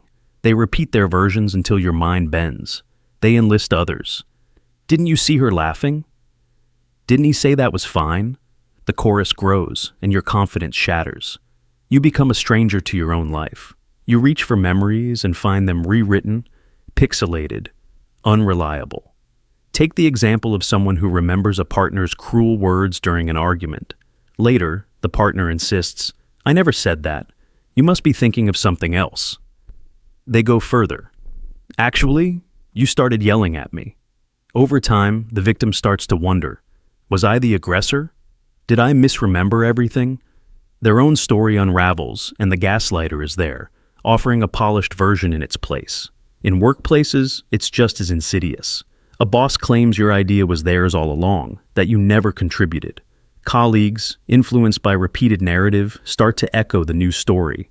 You begin to question your worth, your competence, your very sanity. Frame injection works because our memories are not recordings, they're reconstructions.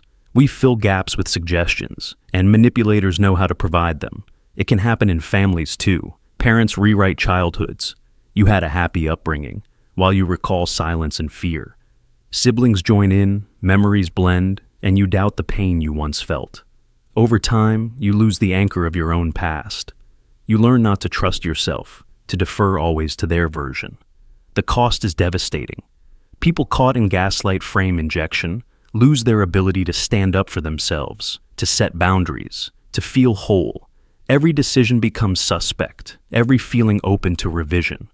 You start to apologize for things you never did, accept blame for pain you never caused, and mourn a self you can no longer clearly remember. The only way out is to reclaim your story, inch by inch. Write down what you remember. Trust the emotions attached to your memories, even when others deny them. Anchor yourself to outside reality. Messages, photos, journals, friends who believe you. Remind yourself that reality doesn't require permission. You have the right to your version of your life. Gaslight frame injection is not about memory. It's about control. It's about taking the script from your hands and rewriting your history until you serve someone else's narrative. Break the frame. Keep the pen in your hand. The true story is yours, and you do not need their permission to remember it. The guilt loop feedback. Guilt is supposed to be a compass, guiding us back when we wander from our values, nudging us toward apology, repair, or change. But what happens when guilt itself is hijacked, turned from a tool for growth into a trap with no exit? The guilt loop feedback is one of the most invisible yet destructive forms of psychological control. It turns your own conscience against you until helping someone becomes indistinguishable from hurting yourself, and taking care of your own needs feels like a crime. The boundaries between generosity and self-sacrifice begin to blur, and the path out is hidden by a fog of endless obligation. It starts small. Maybe you care for someone who is struggling, a friend, a partner, a family member, or even a coworker. At first, your support feels good, like the right thing to do, but gradually the expectations shift. Your presence is no longer appreciated, it is required. If you set a limit, pull back, or say no, you sense the change immediately. A sigh, a look, or a silence heavy with disappointment. The message is clear. Your worth is measured by your willingness to give, and the meter is always running. Guilt is the currency here, and it accumulates interest. Every refusal, every moment spent on yourself, every attempt to draw a boundary feeds the loop. The other person may not even have to say a word. You have learned to anticipate their disappointment, their sadness, their sense of abandonment. Before you know it, you are apologizing for things you have not done, preemptively sacrificing your own needs in the hope of avoiding another round of emotional turbulence. This is not kindness. This is coercion in slow motion. The guilt loop feedback is especially potent in relationships with deep emotional history, between parents and children, lifelong friends, long-term partners. In these contexts, loyalty and care are expected, but the line between love and duty becomes impossible to see. You are praised for being selfless, but punished, subtly or directly, when you try to reclaim a piece of yourself. Over time, you start to believe the only way to be good is to be depleted. The spiral deepens when self-respect itself becomes suspect. If you dare to protect your time, your energy, or your well-being, you are met with accusations of selfishness, abandonment, or betrayal. The other person frames your boundaries as acts of harm, turning your healthy limits into evidence of your failure as a friend, child, partner, or colleague. You feel pulled in two directions at once. Your conscience screams for rest and autonomy, but your loyalty pulls you back into the loop. And because you want to be good, you obey. Society reinforces this pattern at every level. We are taught that sacrifice is noble, that putting others first is the mark of true character. But the dark side of this ideal is that it leaves us open to exploitation by those who have learned to weaponize guilt. Religious teachings, family traditions, and even workplace cultures celebrate the martyr, the one who gives until there is nothing left. The guilt loop becomes institutional, not just personal. What makes this feedback loop so effective is that it rarely feels forced. It is powered by your own desire to be good, to be worthy, to be loved. The bars of the cage are made from your own conscience, and so you give a little more, apologize a little faster, erase yourself one boundary at a time. All the while, the person on the other end of the loop is spared the discomfort of growth. They never have to change, never have to confront their own dependency, because your guilt keeps you locked in place. Breaking free is difficult because freedom feels wrong at first. You may feel like a villain the first time you say no and hold your ground. The discomfort of standing up for yourself can be almost unbearable because the feedback loop has taught you that self-respect is betrayal. But this discomfort is a sign that you are moving in the right direction, not away from goodness, but toward a version of care that includes you. True kindness never asks you to disappear. If you've ever felt trapped in a cycle where every act of self-care feels like a crime, know that you are not alone. The guilt loop feedback is powerful, but it loses its grip the moment you recognize it. Your worth is not measured by your willingness to bleed for others. Guilt is a tool, not a master. You can choose to listen, to repair, to help, but never at the cost of your soul. Kindness as ammunition. There's a kind of kindness that isn't gentle. It's a loaded gun wrapped in a ribbon. Some people offer favors not out of warmth, but as a silent down payment on your future compliance. Their generosity arrives at your lowest moments, a helping hand, a listening ear, a loan, a solution. But each act is quietly tallied, not as a memory of connection, but as ammunition to be fired when you least expect it. When help becomes a transaction, gratitude turns into a weapon, and you discover, too late, that every thank you has been twisted into a chain. It always begins innocently. Someone notices you struggling and steps in to help. Maybe they cover your shift, lend you money, defend you in a group, or simply listen when no one else does. At first, you feel safe, cared for. The gratitude is real. You tell yourself you're lucky to have someone who notices, who lifts the weight when you're too weak to carry it. But the favor never leaves the room. It lingers, a silent witness. With each new act of kindness, the pile grows heavier until your own sense of agency is buried beneath it.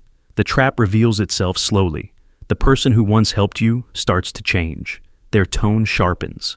The smiles become reminders. Remember when I was there for you? After everything I've done, this is how you treat me.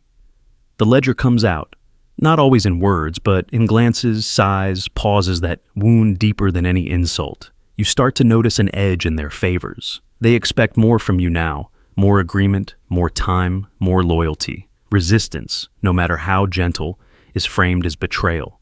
The story is rewritten. You are ungrateful, you are selfish, you are heartless for pushing back. This kind of kindness is a quiet form of control. It takes your natural urge to reciprocate, to repay what you've received, and turns it against you.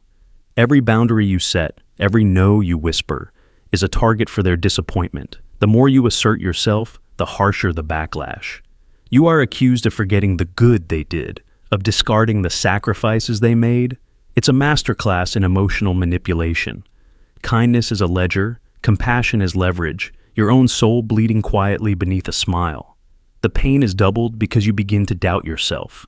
You replay the history. Did you take too much? Were you not grateful enough? Are you really as cold as they claim? The guilt eats you alive. You say yes to things you don't want. Swallow truths that burn your throat. Stay in places you should have left. All to keep the peace, to avoid being cast as the villain in their narrative. You become an actor in a drama you never auditioned for, performing gratitude as a survival strategy. This pattern infects families, friendships, workplaces, and even romantic relationships. Parents remind children of every sacrifice. Friends hold old favors like IOUs. Lovers tally every compromise, every second chance. Even institutions do it, offering help that comes with invisible strings, then punishing dissent as ingratitude. It's all the same story. Kindness is only truly kindness when it's given freely, with no bill attached. The moment it's kept in a vault, ready to be weaponized, it becomes a trap. But how do you break free? It starts by seeing the ledger for what it is, a tool of control, not a measure of your worth. You are allowed to say no, even to those who have helped you. You can honor the kindness without surrendering your boundaries. You can be grateful and still walk away when your soul demands it. If someone's generosity curdles into resentment every time you assert yourself, it was never about helping you. It was about owning you. You will lose people when you set boundaries. The ones who cared more about their power than your well-being will call you names, accuse you of ingratitude, rewrite the past to suit their story. Let them. Their anger is proof that their kindness was never clean. The people who love you without a ledger will understand. They give because they want to, not because they expect a return. Kindness is sacred, when it is free. But kindness as ammunition is a poison. When you recognize the difference, you begin to take your soul back, piece by piece. You stop bleeding for the comfort of others. You learn that gratitude should never cost you your dignity, your boundaries, or your right to say no. The next time someone tries to weaponize their favors against you, remember, you are not a debt to be collected. You are a person, worthy of kindness with no strings attached. The crisis timing attack.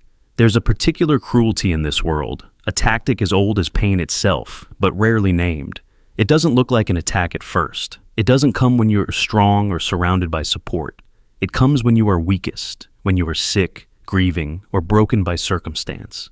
This is the crisis timing attack. They wait for the moment your life is in shambles, when you're too exhausted to defend yourself, too lost to see what's happening, too numb to fight back. It is never random. It is always calculated. They track your vulnerabilities like a predator tracks a wounded animal, always watching for the moment when your defenses drop. It might be the death of a loved one. It might be the day you lose your job, or the hour you are consumed by illness. Whatever the moment, they choose it for maximum impact, striking only when you are least able to resist. It can look so subtle. Maybe you are grieving, and instead of comfort, you receive criticism, blame, or betrayal. Maybe your world has just collapsed, and that's when they demand repayment, reveal a secret, or drop a blow you never saw coming. They know you can't react. You're too busy trying to breathe. Your silence becomes their cover. You don't tell anyone, because who would believe you, grieving and fragile as you are? You doubt your own memory, question your own judgment. Was it really that bad? Or are you just overreacting because you're in pain? This is their secret. The crisis itself becomes their camouflage. When you're at your lowest, you can't speak up, defend yourself, or even process the betrayal. The attack is disguised as coincidence, as bad timing, as an accident. But the pattern is too precise to ignore. Real-life examples are everywhere. The abusive partner who chooses to leave or escalate violence only after you receive terrible news. The manipulative friend who stirs conflict during your illness, knowing you can't respond. The coworker who sabotages your reputation while you're on leave, because you're powerless to defend yourself. Even family members who exploit moments of weakness, using funerals, hospital stays, or other tragedies as a stage for their cruelty. The worst part is, the world rarely sees the timing. Outsiders notice your absence, your silence, but they never see the wound that was delivered in the shadows. You're left alone, isolated not just by your crisis, but by the betrayal layered on top of it. The pain compounds. Grief or sickness, already overwhelming, now becomes fused with confusion, anger, and self-doubt. You replay the moment in your mind, trying to find the right words, but your body and spirit are too shattered for battle, so the attack is never named, never avenged. This is what the crisis timing attacker counts on. Your inability to speak, to gather support, to even understand what was done to you until it's far too late. Sometimes, years later, you look back and see the pattern, how each blow was delivered when you were down, how every crisis became their opportunity. This is a level of cruelty that doesn't just harm, it silences. Your pain becomes the very reason you can't expose them. They walk away unscathed, sometimes even pitied for their supposed bad timing. But the truth is, this is the most cowardly form of aggression. It hides behind circumstance, uses your own suffering as both shield and sword. It is abuse masquerading as coincidence. The only way to break the cycle is to name it, even if only to yourself. To recognize that your silence was survival, not weakness. That their timing was not accidental, but predatory. That your pain is valid and the wound was real. Even if the world never sees what happened, you can reclaim your story by refusing to let silence become their shield. In time, you find the strength to speak, not in the crisis, but in the aftermath. And in that truth, you take back the power they thought they had stolen forever. The over-apology net. Sometimes the most dangerous trap doesn't roar at you. It whispers, "I'm sorry," over and over, again and again, until the apology itself becomes a kind of smokescreen. You find yourself lowering your guard, swept along by the other person's endless remorse, until you don't even notice the damage anymore. This is the over-apology net, and it's more than just a personality quirk. It's a strategy, sometimes conscious, sometimes not, for sneaking harm past your defenses while hiding behind the safety blanket of constant regret. It often starts small. Someone forgets an appointment, makes a harsh comment, oversteps a boundary. They apologize quickly, maybe even before you can react. "I'm so sorry, I didn't mean to. Please forgive me." You feel relief. There's no fight, no denial, just open remorse. It feels good, rare even. We're taught to value apology as the first step toward repair, but then it happens again and again. The same mistake, the same pain, followed by the same flood of apologies. Each sorry softens your anger. Each regret diffuses your instincts to set boundaries. You start to feel guilty for being upset at all. You wonder if maybe you're too sensitive, too demanding. After all, they always say sorry. Isn't that enough? But that's the net. The more they apologize, the less space you have to feel, to respond, to protect yourself. Their constant remorse crowds out your own emotions, fills the air so thickly that it becomes hard to even name what's wrong. The focus shifts from their actions to their feelings. You end up comforting them, reassuring them that it's okay, that you're not mad, that you forgive them. The actual harm vanishes beneath a fog of repentance. In the most toxic versions of this dynamic, over-apology becomes a weapon. Imagine a partner who lashes out, then breaks down in tears, apologizing so profusely that you feel like the villain for not immediately moving on. Or a coworker who undermines your project, then drowns you in sorry, so you never address the root problem. They may not be malicious, but the pattern serves them, remorse as a shield and a smoke bomb. You become desensitized. The word sorry loses meaning, but its effects remain. Your boundaries weaken, your voice fades. It can be subtle, even unconscious. Some people apologize reflexively, desperate to avoid conflict or discomfort. But when this becomes chronic, it creates an imbalance. You start to doubt yourself, to downplay your pain. The focus is always on making the other person feel better, never on changing the behavior that caused the hurt. Over time, you find yourself swallowing your own anger, explaining away your discomfort, or silently enduring small cuts that add up to a deep wound. There's a deeper level to the over-apology net. It can be used to preemptively excuse behavior that hasn't even happened yet. "I'm sorry if I seem distant lately, I'm just under a lot of stress." Suddenly, you're on alert. Not for the harm, but for their feelings. You feel responsible for forgiving in advance, even before the injury. The script is flipped. You become the caretaker, the forgiver, the one who must remain endlessly understanding. And so, the real danger of the over-apology net isn't in the words themselves. It's in the slow, silent erosion of your ability to recognize and respond to harm. You forget what a genuine apology is supposed to do: acknowledge wrong, take responsibility, and commit to change. Instead, sorry becomes background noise, a hypnotic rhythm that numbs your awareness and lowers your defenses. If you're caught in this net, the first step out is clarity. Notice the pattern. Ask yourself, do apologies lead to real change, or just a reset for the next round? Are your feelings heard, or are you only asked to forgive? Does the apology repair, or does it replace real accountability? You have the right to expect more than regret. You have the right to demand action, to hold boundaries, to let your feelings breathe. Apology without change is just a net, beautifully woven, but designed to catch and hold you. Step back, breathe, and reclaim your voice. You are not unkind for wanting more than words. The greatest kindness is to yourself, to recognize the net for what it is, and to walk free, demanding not just sorry, but respect. The victim spotlight flip. There is a particular kind of pain that does not come from violence or insult, but from a sudden, bewildering reversal.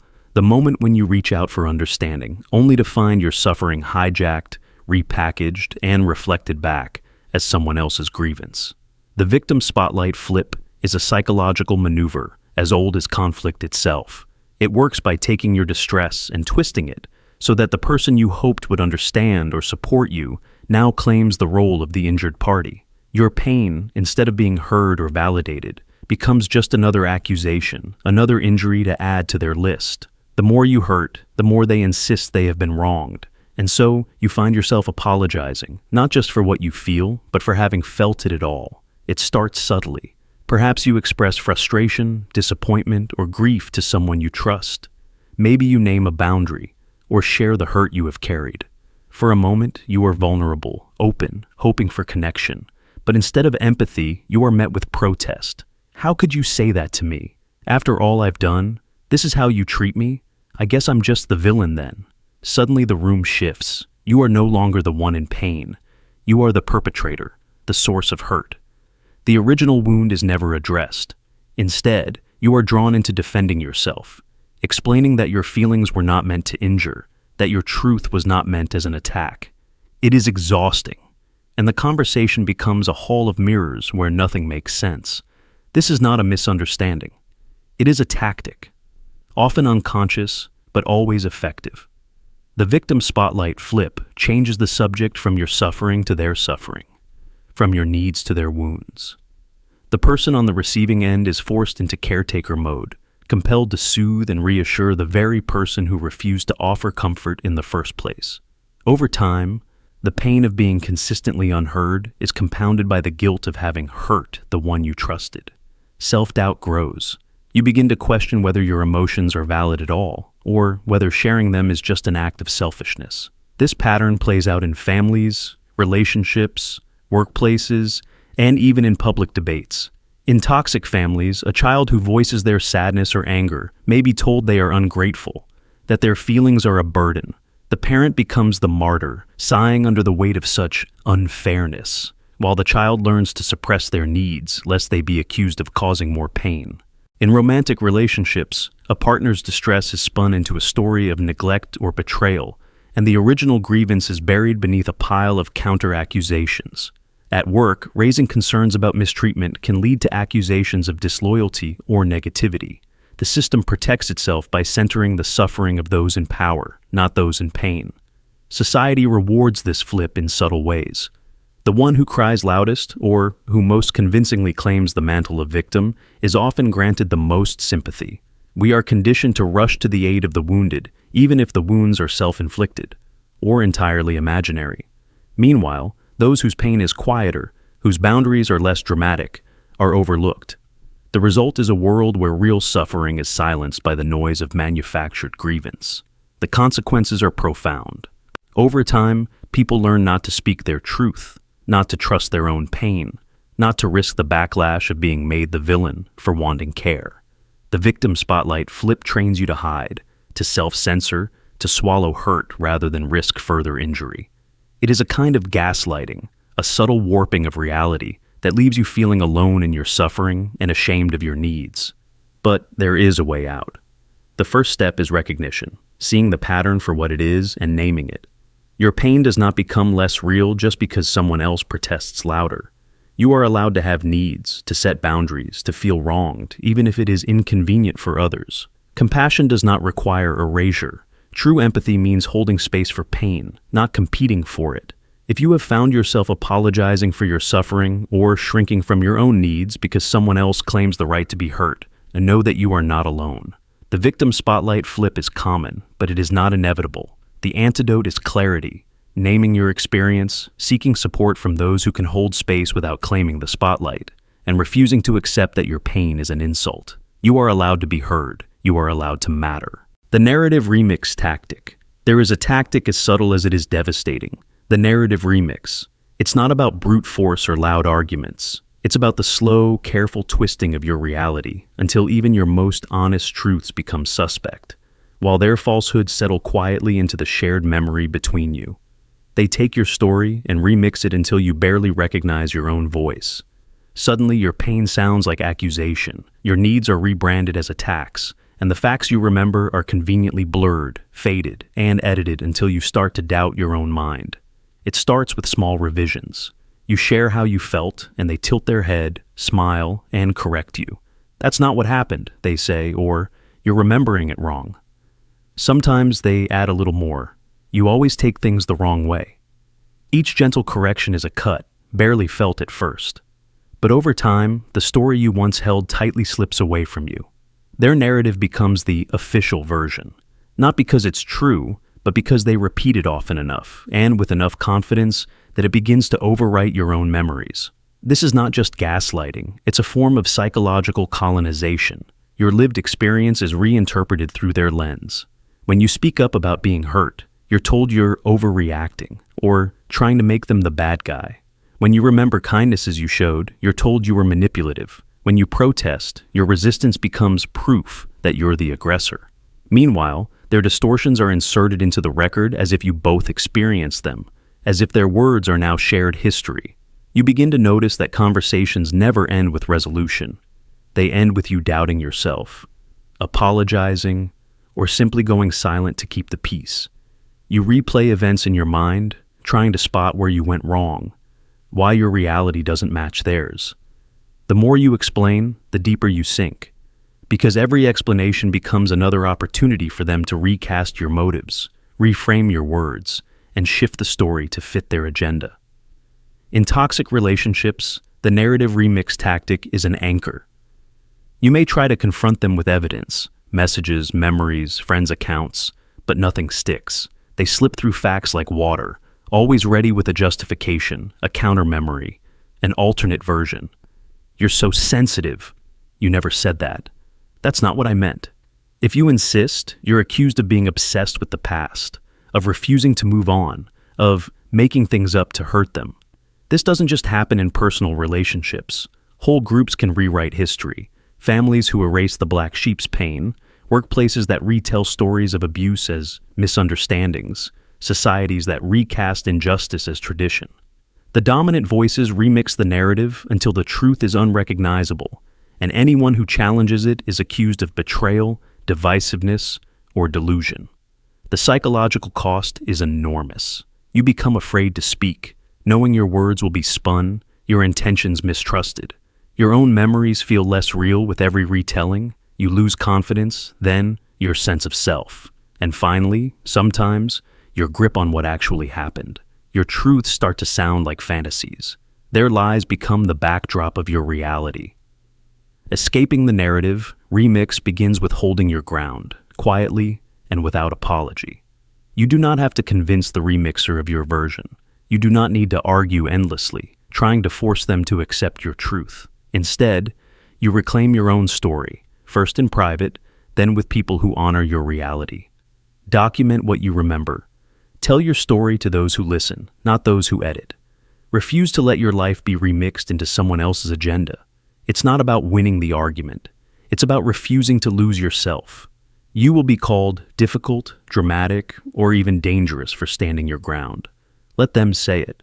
Their version is only as powerful as your willingness to surrender yours. The most dangerous thing you can do to a narrative remixer is simply refuse to participate in their version. Name what happened. Own your memory. Trust yourself.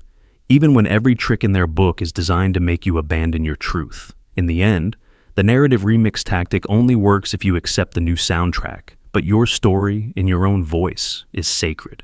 You are not required to surrender your truths just to keep someone else comfortable. Let their remixed memories be theirs alone. You have the right and the responsibility to remember, to speak, and to live your story without apology. The fragile ego minefield. There are some people you meet in life who seem harmless on the surface, even delicate, even easy to please. But what you discover, slowly and painfully, is that every step you take around them is a minefield. This is the reality of living with a fragile ego, where every boundary you try to set, every honest feeling you express, every moment you choose yourself, is met with shock, accusation, and ultimately, a long-lasting sense of betrayal. The rules are never clear, but you learn them fast. Their needs always come first. Their discomfort, their insecurities, their moments of doubt. These become the gravitational center around which you are forced to orbit. Any attempt to step outside that gravity, even to protect your own mental health or dignity, is seen as a personal attack. You start to notice the patterns. The first time you say no, it's met with confusion or hurt, as if you've shattered some invisible promise. The first time you voice a concern or ask for space, the world shifts. Suddenly the focus is not on what you said or why you said it, but on how devastated they are by your betrayal. It could be something as small as not answering a message immediately, or as serious as asking for respect. Either way, their reaction is out of proportion. Tears, accusations, stonewalling, or an avalanche of guilt. You become the villain in a story you never agreed to tell. Over time, you find yourself walking on eggshells, measuring every word, planning every action in advance to avoid setting off the next explosion. The emotional toll is immense. you lose sight of your own needs, replacing self-care with self-censorship. It's not just that you're cautious, it's that you begin to shrink, to silence your authentic self, to tiptoe through every interaction. The cost of honesty is simply too high. The trap is perfectly designed. If you set a boundary, you're accused of being selfish, cruel, or uncaring. If you fail to set one, you lose yourself completely. The fragile ego doesn't just punish you in the moment. It never lets you forget. Every past betrayal is kept alive, a running tally of your supposed disloyalty. Months later, you'll be reminded of the time you chose yourself. Years from now, you may still be paying for a boundary you set in desperation. It's a psychological prison, enforced not by rage or violence, but by perpetual guilt. The fragile ego demands not just your loyalty, but your constant vigilance. Every interaction becomes a test. Can you keep them stable? Can you anticipate the next emotional tripwire? The reality is, no one can. The minefield shifts constantly. What was safe yesterday becomes deadly today. You become exhausted, anxious, and ultimately numb. You stop sharing your thoughts. You stop asking for help.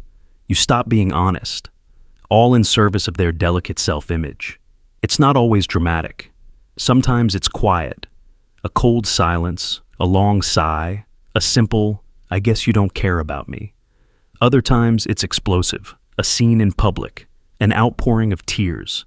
Either way, the message is the same. Your feelings are dangerous, your boundaries are betrayals, and you are always one wrong step away from losing everything. This is how the fragile ego maintains control, through your fear of hurting them, through your guilt for being yourself. It's a cycle that can only be broken by truth. The truth that your needs matter. The truth that love cannot survive in a minefield of guilt and fear. The truth that you are not responsible for protecting someone else's ego at the cost of your own soul. You may lose the relationship, you may be called the betrayer, but in reclaiming your boundaries, you begin to reclaim yourself.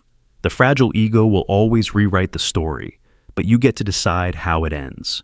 You get to walk out of the minefield, step by painful step, and learn to live in a world where boundaries are not betrayals, but acts of courage and self-respect. The choice illusion trap. You stand at a crossroads, staring at two roads, each twisting into darkness. Behind you, someone insists you must choose, left or right, as if your future truly depends on it. But something feels wrong. Both paths are shadowed by threat or loss. You hesitate, search for a third option, but the world contracts until only those two remain. When you finally step forward, your choice is called freedom. But deep down, you know you were cornered. This is the choice illusion trap, the masterstroke of control that disguises coercion as agency, turning your own decisions into weapons against you. It's not brute force or obvious manipulation. It's the gentle tyranny of false choices, designed to make you feel responsible for your own misery. At first, it feels like autonomy. You're free to choose, they say, laying out two options on the table, each one carefully engineered to benefit them, never you. Maybe it's stay in a toxic relationship or be abandoned. Maybe it's take on more work or risk losing your job. Maybe it's confess to something you didn't do or watch someone else suffer in your place. Each option comes with consequences you never wanted, but because you picked, you're told you have no right to complain. This is the genius of the trap. You wear the chains, but they hand you the key and say you can leave any time, knowing full well both exits lead to ruin. You see it in every sphere of life. A child offered two impossible choices: admit to a broken vase they didn't break, or be punished for lying. A partner forced to accept mistreatment or face total abandonment. Workers told they can keep their job by accepting worse conditions, or quit and have nothing. Politicians offer reforms that all end in pain, then claim the people have spoken. The illusion is always the same. Two roads, no real way forward, but every outcome blamed on you. When you try to protest, you're reminded, you decided. This was your choice. The emotional aftermath is devastating. You replay your decision over and over, trying to find the moment you could have chosen differently, as if the outcome was ever in your control. You feel complicit in your own suffering. The manipulator steps back, washes their hands, and points to your so-called agency. No one forced you. You picked this. In reality, you were herded, not led. Freedom was dangled in front of you, not offered. The mask of responsibility covers the face of coercion, and by the time you see through it, the damage is done. What makes the choice illusion trap so powerful is that it weaponizes your own desire for dignity. We want to believe we steer our own lives, that our suffering has meaning because we chose it, not because it was forced upon us. The trapper knows this and crafts the game accordingly. The options are bad, but you must pick. And when you do, every consequence becomes your fault. Every regret a private shame. They never have to apologize because you wanted this. There are endless examples, quiet and monstrous, littered through history and daily life. An abusive parent forcing a child to pick their own punishment. A boss demanding overtime or the door. Even nations do it. Security or freedom, you can't have both. The trap scales infinitely, from the personal to the political, from the dinner table to the war room. At every level, the illusion works because we crave the dignity of decision, even if both roads lead to defeat. Escaping the choice illusion trap begins with seeing it for what it is, not a decision, but a performance of one. The real power is not choosing between the two evils, but refusing the frame entirely, insisting that you will not play a game where every move is a loss. Sometimes, this means accepting uncertainty, stepping into the unknown, or enduring the loneliness of non-compliance. But only then do you reclaim your agency. The truth is, you are never as trapped as you feel when your choices are limited by someone else's script. The moment you stop playing their game, you begin to write your own. The repair then ruin cycle. There are wounds that never seem to heal, not because you won't let them, but because someone else keeps reopening them, carefully, methodically, always with a promise to make it right. This is the repair then ruin cycle, a psychological snare that traps you in a loop so tight you mistake its repetition for progress. It begins with hope, with an apology and a gesture of repair, a soothing balm that convinces you things will be different now. For a moment, they are. The broken trust, the harsh words, the silence or the lie. Suddenly it's all being fixed. They apologize, they change, they do all the right things. You let yourself believe, let your guard down, let the wound close. For a time, things feel whole again. But then, almost as if on cue, the pattern repeats. The thing you thought was repaired is suddenly broken again. Another harsh word, another lie, another withdrawal of affection or safety. The wound you nursed back to health is slashed open, raw and aching, just when you thought you'd moved on. But before you can even process the pain, there they are, ready to repair again. They apologize, they comfort, they make promises, they rebuild what they just shattered. The cycle turns, and you are caught between hope and heartbreak, again and again. The genius of the repair then ruin cycle is that it always leaves you chasing a finish line that never comes. You start to believe that with just a little more patience, a little more forgiveness, this time, the change will last. They might even show genuine remorse, offer gifts, make sweeping declarations, anything to prove their commitment to making things right. And for a while, things do improve. The relationship enters a golden phase. You laugh, you connect, you rebuild trust. It feels like progress, but the ruin always returns. The same issue, neglect, anger, betrayal, resurfaces. And when it does, you feel shock and confusion. But you're quickly swept into the repair process once again. You start to measure the health of your relationship not by how safe or loved you feel, but by how quickly things can be fixed after each break. The more times you cycle through repair and ruin, the more you normalize the chaos. Constant turbulence becomes the new definition of love, the new evidence of working things out. This is not just a relationship dynamic. It's a cage, one built of hope and heartbreak soldered together. You learn to tolerate pain because you know the balm is coming. You learn to forgive too quickly because the apology is always just around the corner. The person who hurts you becomes the only one who can heal you, making you dependent on both their cruelty and their kindness. The cycle feeds itself, growing stronger each time you return for another round. You may find yourself explaining away the pain to friends, saying, "They're really trying," or "Things are better now," when deep down, you sense the next break coming. You may feel guilt for being too sensitive, or shame for staying. But the cycle is powerful for a reason. It keeps you invested, always hoping for the breakthrough, always believing the latest repair is the one that will finally last. You lose track of how many times the pattern has repeated. The cage grows invisible. There are countless versions of the repair then ruin cycle. A partner who cheats, cries, apologizes, then betrays you again. A parent who is loving one day, then critical or cruel the next, always ready with a hug after the hurt. A boss who tears down your work, then praises you, only to start the criticism again.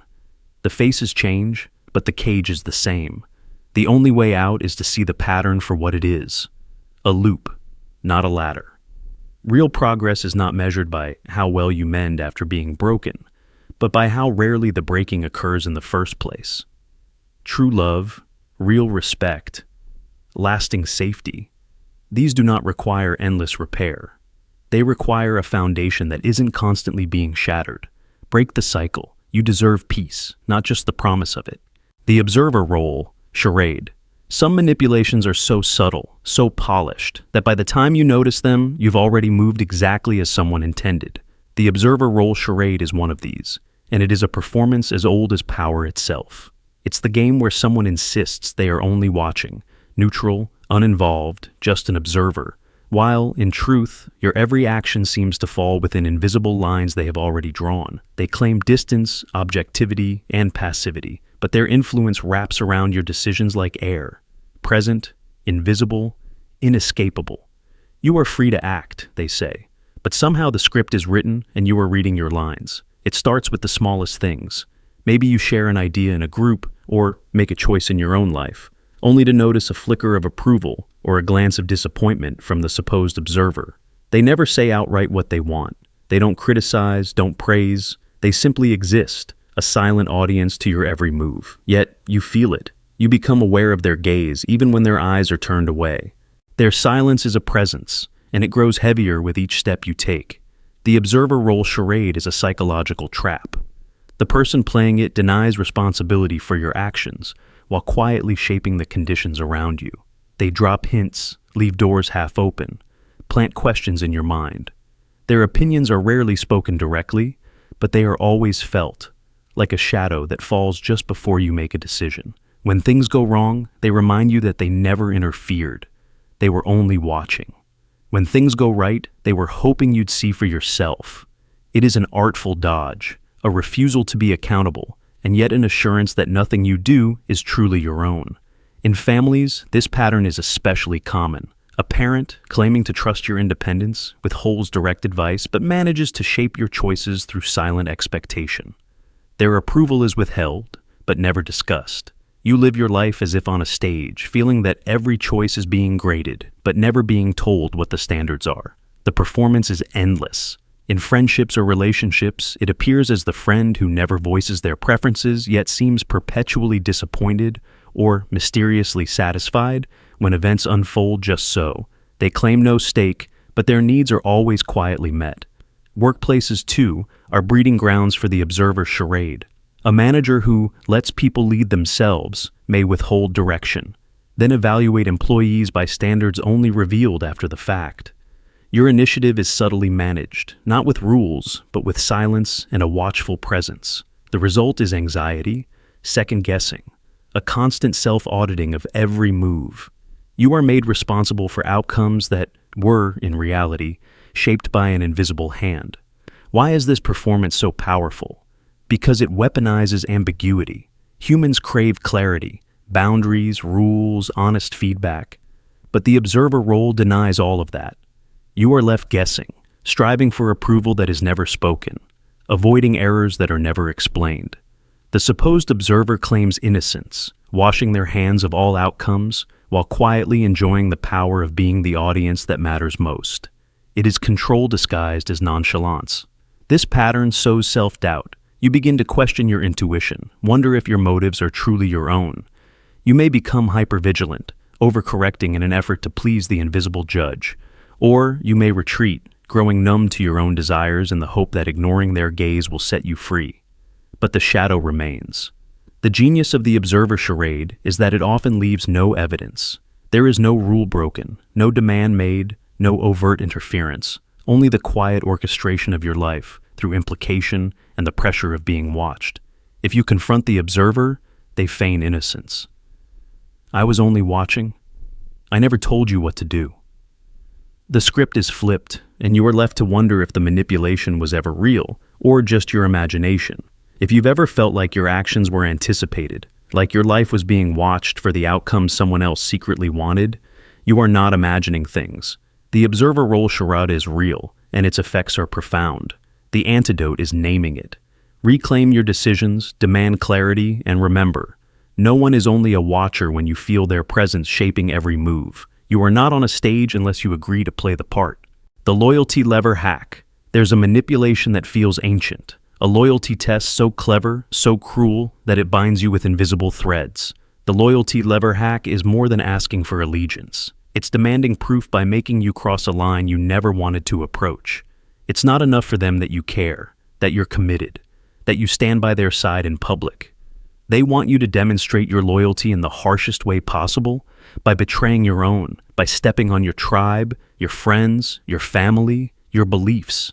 It's a lever pulled slowly, watching to see just how far you'll bend, how much of your own soul you'll sacrifice to prove you're theirs. It starts with small requests, little betrayals disguised as favors. Tell me what they said about me. Don't defend them if they're criticized. You can't talk to that person anymore if you really care about us. It feels innocent, maybe even reasonable at first. After all, isn't loyalty about putting someone first? But these tests escalate. Soon you're asked to pick sides in disputes you never wanted, to support stories you know are false, to cut off relationships that once gave you life. The pressure builds, a silent tension in every conversation. Every choice becomes a referendum on your loyalty. The real cruelty of the loyalty lever hack is that it poisons every connection. You begin to see people not as friends, but as potential liabilities. You guard your words, second-guess your intentions. You carry a constant low-grade guilt for the lines you've crossed, for the people you've hurt in the name of belonging. And each time you comply, each time you pass the test, the next demand grows larger. The person pulling the lever is never satisfied. Proving loyalty once only sets the stage for another, deeper act of betrayal. The goalposts move, the stakes rise, and your own boundaries blur. This tactic shows up everywhere, in families where one member demands you choose sides during conflict, in workplaces where loyalty to a boss means turning a blind eye to wrongdoing, in social circles where solidarity means shunning outsiders, in romantic relationships where love is measured by how quickly you'll betray your own needs, your own friends. Sometimes it appears in political groups, cults, movements, any place where identity is forged in opposition to another, and the ultimate show of faith is to go against your own, the loyalty lever. Hack thrives on shame and fear. You're told that hesitation is betrayal, that questioning the demand means you were never truly loyal at all. You're gaslit into thinking that the request is normal, that everyone else has already complied, that your reluctance is weakness. They may reward you for compliance, praise, status, affection, but it never lasts. The more you give up, the more you're asked to surrender. You begin to wonder if there's anything left that's truly yours. The psychological damage is deep. Each act of betrayal chips away at your self-respect. You may feel powerful in the moment, chosen, trusted, special, but afterward comes the hollow ache of knowing you sold out a piece of your own integrity. Over time, you become numb. Betrayal becomes a habit. You stop trusting your own instincts, stop reaching out for connection, and eventually, you may not even remember who you were before the tests began. But there's a moment, a tiny, trembling space between the demand and your response, where freedom can be reclaimed. It begins by noticing the pattern, by recognizing that loyalty, when demanded at the price of your soul, is not loyalty at all. True loyalty doesn't require destruction. It's not proven by betrayal, but by honesty, by holding boundaries, by refusing to let anyone weaponize your heart against your own people. Breaking the cycle is hard. It means risking exile, anger, even loss. You may be accused of disloyalty, of selfishness, of being ungrateful. But the real act of courage is staying loyal to your values, to the people who shaped you, to the truth you carry inside. The loyalty lever hack can only work if you allow the lever to be pulled. The moment you say, no more, the machine grinds to a halt. The tests end. Your loyalty returns to where it belongs, freely given, never coerced. In the end, Loyalty is not proven by how much you'll betray. It's proven by how much you'll protect. Yourself, your tribe, your own soul. The greatest show of allegiance is refusing to sacrifice your humanity for anyone's approval. That's when you know you are truly free. The safe place bait. There is a tactic as old as trust itself, hiding in plain sight behind every false comfort, every sweet promise. It is the illusion of safety, the feeling that you have finally found a place or a person where you can rest, where you can breathe, where your guard can finally drop after years of vigilance. This is the safe place bait. It is not an obvious trap. In fact, it's built on everything you've ever wanted. They listen closely, nod at your pain, share their own stories of struggle so you feel less alone. They learn your triggers, your fears, your hopes, always patient, always present. You begin to believe you've found what you've been seeking, a refuge from the chaos, a person who truly sees you, a home for your most hidden vulnerabilities. The sense of safety is intoxicating. You confess secrets you've never told, reveal weaknesses you keep hidden from everyone else. You begin to trust, sometimes for the first time in years. The world outside may still be dangerous, but here, with them, you can be your unguarded self. That's when the bait is set. The more you trust, the more you share. The more you share, the more power they have. All the while they are watching, not to protect you, but to learn where the cracks are deepest. The mask of safety is never dropped until you are at your most exposed. Then, and only then, comes the strike. Maybe it's a subtle betrayal, a joke at your expense, a secret you shared used against you, a sudden withdrawal of comfort when you need it most. Maybe it's more brutal. The very information you gave in trust is turned into a weapon. Your confessions become ammunition. Your deepest fears are thrown back in your face in the heat of an argument, or worse, spread among others as gossip or blackmail. The pain is doubled because it comes from the very place you thought was safe. The betrayal isn't just of trust, it is of sanctuary, of hope itself. You don't just feel hurt, you feel foolish for ever believing safety was possible. You begin to question your instincts, to doubt every good thing you once felt.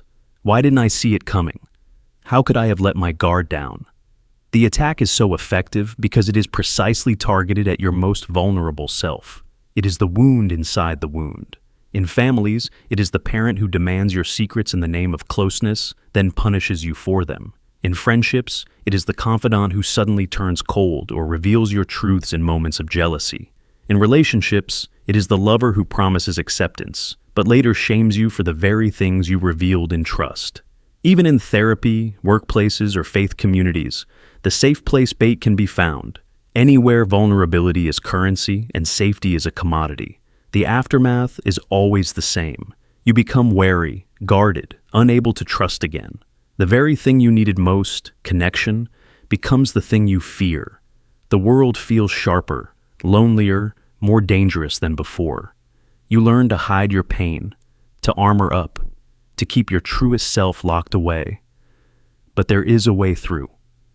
The answer is not to abandon hope or to become cold forever. It is to learn the difference between real safety and the illusion of it. True safety is never rushed or demanded. It is proven over time through consistency, respect, and empathy that is never weaponized. It allows you to be vulnerable without fear of later attack. You have the right to test the ground before stepping fully in, to trust slowly, to check if comfort is real or just a mask. If the safe place is real, it will never punish you for your openness. But if it is bait, the mask will always slip, and you will see the truth. That safety is not given, but built, and that your story belongs to you. Your heart deserves a home, but not every open door is a refuge. Some are just traps, waiting for the perfect moment to strike. The debt of understanding. It begins with a whisper, an unspoken invitation to step closer, to lean in when everyone else has walked away. They look at you with a kind of haunted relief and tell you no one understands them. Not their friends, not their family, not anyone in the world, but you. At first, it feels like intimacy, a secret alliance against the coldness of everyone else. You become the chosen one, the confidant, the only person who truly gets them. You think it's love, or at least something special. But slowly, quietly, this privilege curdles into a burden, a debt you never agreed to owe. The more they insist you're the only one who understands, the less free you feel to leave. You aren't held by affection anymore, but by responsibility. The debt of understanding has been written in invisible ink, and every act of empathy only adds another zero to the balance. It starts innocently, like most manipulations do. They tell you their stories, their traumas, their disappointments with everyone else. You listen, you care, you reassure. Every time you empathize, their gratitude runs so deep it almost feels like devotion. But underneath it is a subtle script. If you ever withdraw, you're abandoning them just like everyone else. Their loneliness, their isolation, their struggles, they're no longer just facts, but silent accusations against your freedom. You become the last thread holding them together, and they remind you, with words or with silence, that if you let go, they will fall. Soon, the dynamic shifts. You stop sharing your own pain because theirs is always heavier. You start screening your words, measuring your needs against the weight of their dependency. If you try to set a boundary, you're met with sadness, confusion, or worse, a reminder that no one else will ever love or understand them the way you do. Suddenly, your kindness becomes a prison. You feel guilty for wanting space, selfish for needing air. They never forbid you from leaving. They just make you feel like leaving is the greatest betrayal you could commit. It happens in families, in friendships, in love. The sibling who leans on you for every crisis, insisting you're the only one who cares. The partner who isolates you by elevating your empathy, then weaponizes it against your freedom. The friend who says, "I don't know what I'd do without you," and makes you believe it's true. What seems like a bond is really a chain, forged in shared secrets and silent obligation. You begin to wonder if your care is really love, or just fear of what might happen if you stop caring. The guilt grows in the spaces where your needs should live. You put yourself last, always, because you know how much they depend on you.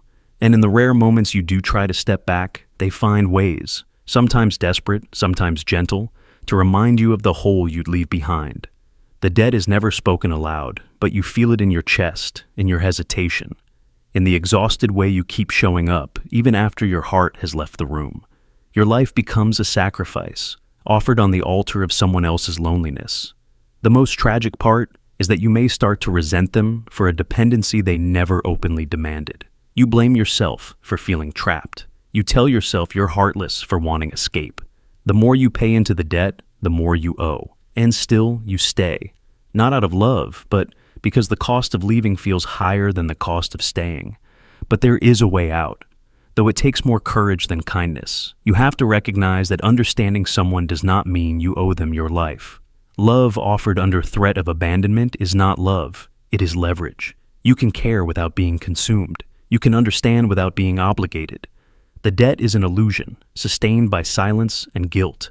The moment you realize you are not responsible for someone else's loneliness, the chains begin to fall away. True connection is freedom, not captivity. Your empathy is a gift, not a bond. The fog of certainty. You think clarity is your weapon, but then you meet someone who can turn certainty into mist, making you lose your footing with every step. This is the fog of certainty. It's not a straightforward lie, not a direct attack. It's a swirling confusion, created by someone who understands the true power of half-truths, contradictions, and emotional sleight of hand. They never tell you the same story twice. Their explanations are always just plausible enough to keep you listening, but never clear enough to pin down. You are trapped not by what you don't know, but by the shifting nature of what you think you know. It begins with subtle changes in the story. One day they swear they were at work late. The next, they say they were out with a friend. You notice the difference, but when you ask, they laugh it off. You must have misheard, they say, or, "It's not important, why are you making a big deal?" Your gut says something is off, but they flood you with excuses, jokes, and just enough vulnerability. Maybe they confess a struggle, show you their softer side, to keep you from pushing too hard. You don't want to seem paranoid or cruel, so you let it go. That's how the fog thickens. You start to lose trust in your own memory. What's insidious about the fog of certainty is that it uses your need for answers against you. Each time you press for clarity, they supply a new version, part confession, part deflection. Sometimes, they even act hurt that you would question them. Why don't you trust me? After everything I've told you? Suddenly you're the one on the defensive, scrambling to justify your own uncertainty. Their vulnerability is a weapon. It makes you feel responsible, guilty, even ashamed for needing the truth. Over time, the lines between fact and fiction blur. You recall a disagreement, but now you're not sure who started it or why it mattered. They remember things differently, always in a way that makes them look better. You look unreasonable. Each conversation leaves you more disoriented than the last. You find yourself doubting your own reactions, second-guessing every feeling. What actually happened? Were they really being manipulative, or did you just imagine it? Did they mean to hurt you, or were they really that wounded? This is the genius of the fog. It isn't built from lies alone, but from carefully mixed truths, half-truths, omissions, and emotional flashes. Sometimes they're so sincere, so broken, that you drop your guard out of sympathy.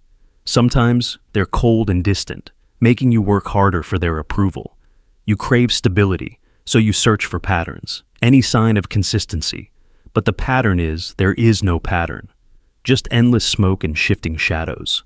In relationships, this fog makes you work harder for reassurance, for answers, for solid ground. You replay conversations in your mind, consult friends for reality checks, pore over old texts for inconsistencies. But the more you search, the more you find confusion. You become exhausted, isolated, and easier to control. When you don't know what's real, you're less likely to argue, less able to stand your ground. You can't fight back against mist. The fog of certainty doesn't just hurt individuals. It damages families, workplaces, entire communities. Leaders who overwhelm followers with contradictory stories, changing priorities, and sudden outbursts of vulnerability create chaos and dependency. People give up trying to understand, surrendering their judgment to the one person who seems to know what's really going on. Certainty becomes whatever the fog maker says it is in that moment. The way out isn't easy. You have to step back, breathe, and trust that your confusion is not a flaw, but a warning. The more someone's stories shift, the more their answers change, the more you feel lost, the more important it is to hold on to your reality. Keep a record, write things down. Ask direct questions and watch for patterns in how answers are avoided or shifted. Surround yourself with people who reinforce what's real, who help clear the mist rather than deepen it. The fog of certainty is designed to keep you guessing, doubting, and quiet. But clarity is not impossible. With patience, distance, and the courage to trust your own instincts, you can break free. The mist only holds power if you believe you're alone in it. But you're not. Step out, breathe deep, and remember, certainty is your birthright. Don't surrender it to anyone. The empathy reversal feint. There's a peculiar coldness hidden in a display of warmth. Some people master the art of public compassion, pouring out empathy for strangers, for distant causes, for the wounded and forgotten souls of the world, while those closest to them receive only an echo of that care, a reflected chill that is more painful for its contrast. This is the empathy reversal feint, a subtle manipulation that leaves you questioning your worth, your needs, and even your right to desire kindness in return. The person becomes a hero to everyone else, a rescuer to the lost, but never to you. In their spotlight of public virtue, you become invisible, your requests for empathy reinterpreted as selfishness, your pain as a kind of ingratitude. It's disorienting. At first, you're proud to be close to someone so caring. You watch them comfort others, offer time and resources, fight for justice, and speak gently to the hurting. You believe that such kindness must overflow into private life. But when you reach out, when you stumble and need help, the warmth disappears. Your struggles are minimized, redirected, or even ignored. If you press for comfort, the conversation pivots. How can you be upset when so many have it worse? Don't you see how much I'm already giving? You are gently shamed, not for what you've done, but for what you feel. This reversal is powerful because it is wrapped in virtue. The person's public empathy is real. It moves others, inspires change, earns admiration. They may be activists, teachers, caregivers, people whose outward compassion is beyond question. But their reserves seem to run dry at the boundary of intimacy. Your pain is quietly deprioritized. If you protest, you risk looking petty, as if you're competing with the world's suffering for attention. The effect is isolating. You learn to shrink your needs, to apologize for wanting, to see your own wounds as embarrassing luxuries in a world that is, after all, so much worse for others. In relationships, this plays out as a kind of emotional starvation. You may spend years admiring your partner's or parent's generosity, waiting for a moment of that same tenderness to be directed toward you. When it doesn't come, you doubt yourself. Am I too demanding, too sensitive, too self-centered? You suppress your struggles, rationalize the distance, even join in the chorus that praises their big-heartedness, all the while feeling lonelier than if they had never been kind at all. The empathy reversal feint is not always conscious. Sometimes, the person is genuinely exhausted by their public giving. Sometimes, it is easier to show compassion at a distance, where gratitude is guaranteed, where emotional entanglements are minimal, where there is no risk of vulnerability or messy reciprocity. True empathy in close quarters requires seeing and accepting the complexity of those closest to you, and that is a challenge many do not meet. Instead, they channel their care into safe, distant directions, leaving the immediate circle emotionally barren. The pain is compounded by society's applause. The more selfless they appear to the world, the harder it becomes for you to speak of your own emptiness. If you voice your loneliness, you may be dismissed as ungrateful, as if you're sabotaging a good person's noble work. You become the invisible cost of their virtue, a footnote in their biography of public kindness. But your needs are not selfish.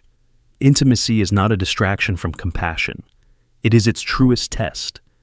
If you've ever found yourself longing for care that is always directed elsewhere, if you felt the shame of wanting what seems to be so freely given to strangers, know that your pain is real. You are not selfish for needing tenderness, for wanting to be seen, for desiring empathy that is not reserved for distant emergencies but present in the ordinary moments of your own life. The first step is to see the pattern, to name the reversal, to refuse to let someone else's public virtue redefine your private worth. True empathy begins at home. It is not wrong to want what you give. The cold shock withdrawal. There's a pain sharper than betrayal, subtler than rejection. The shock of sudden emotional cold. One day someone is a blanket of warmth, laughter, promises, a connection that feels like rescue. They shine a spotlight on your soul, drawing out your secrets, mirroring your hopes, making you believe you finally found the kind of closeness you thought only existed in stories. Then, just as suddenly as it began, the temperature drops. Messages go unanswered, smiles fade to blank stares. The warmth that once felt endless is replaced by a chilling silence, and you're left shivering in the memory of who they used to be. This is the cold shock withdrawal. It is not a gradual loss, not the slow erosion of love or interest. It is a snap, an overnight transformation, warmth to ice, attention to absence. The contrast is so stark, so absolute, that your mind can't help but obsess over the change. You replay every moment, searching for what you missed, what you said wrong, what flaw they discovered in you. You're haunted by the question, how can someone who felt so close vanish so completely? The cruelty of the cold shock withdrawal is its invisibility. To outsiders, nothing happened. There's no blowout, no big fight, no reason you can point to. Only you know what it feels like to be loved one day and ghosted the next. Only you carry the confusion, the shame, the gnawing sense that you've been abandoned for crimes you can't name. And so, instead of grieving the loss, you start chasing the past, trying to fix the silence, to reignite the warmth, to prove you're still worthy of attention. This is the addiction at the heart of cold shock withdrawal. You're not just missing the person, they're still around after all, but changed beyond recognition. You're addicted to the version of them that never really existed, or existed only in the moments they wanted you to see. Every scrap of attention, every accidental smile, every half-hearted reply becomes a drug. You bargain, you apologize, you try to become smaller, sweeter, more agreeable, desperate to win back the warmth. But the more you chase, the colder they become. Their silence becomes the only answer. Their distance the new normal. Why do people do this? Some thrive on the control, enjoying the power of watching you squirm for affection.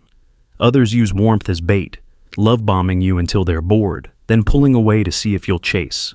For some, the switch is a self-protective reflex. When vulnerability gets too real, they slam the door shut, freezing you out rather than risking real intimacy. And sometimes, the withdrawal isn't even about you at all. You were simply the nearest source of comfort, now replaced by another distraction, another story. The aftermath is brutal. You question your worth, doubting every memory. Did you imagine the connection? Were they ever really warm, or was it all performance? You blame yourself for the ice, convinced you're too needy, too intense, too much. You measure every future interaction by the chill of this one, never fully trusting warmth again, always bracing for the snap that might come at any moment. But here's the hardest truth. The version of them you miss may never have existed outside your longing. The warmth was real to you, yes, but it was never yours to keep. Their coldness is not a punishment, but a revelation, a glimpse of who they always were beneath the surface. The pain of withdrawal is the ache of unmet hope, the shock of learning that love can vanish without warning. Healing begins the moment you stop chasing, the moment you let go of the fantasy that if you're just good enough, the warmth will return. The version of them you're addicted to is gone, and maybe was never real, but you are still here. You are still capable of warmth, connection, honesty. You deserve someone whose light doesn't flicker on and off, someone who meets you in the middle and stays there, not because you earned it, but because that's who they are. Cold shock. Withdrawal is a test of your own resilience. Will you keep chasing ghosts, or will you choose to walk out of the cold and into the light of your own self-worth? Will you keep waiting for warmth from a source that's frozen, or will you build a fire inside that no one can extinguish? You can't control the temperature of someone else's heart, but you can refuse to live in the shadow of their withdrawal. Let the cold teach you to love yourself fiercely, to value the people who stay warm, and to never again settle for someone whose affection is a switch they can flip off without warning. The fault reassignment move. There is a subtle, insidious tactic that quietly undermines your sense of self and warps your understanding of reality. This is the fault reassignment move. It begins not with outright accusation, but with a clever redirection. Your feelings, your reactions, your very emotions become the problem, not what triggered them.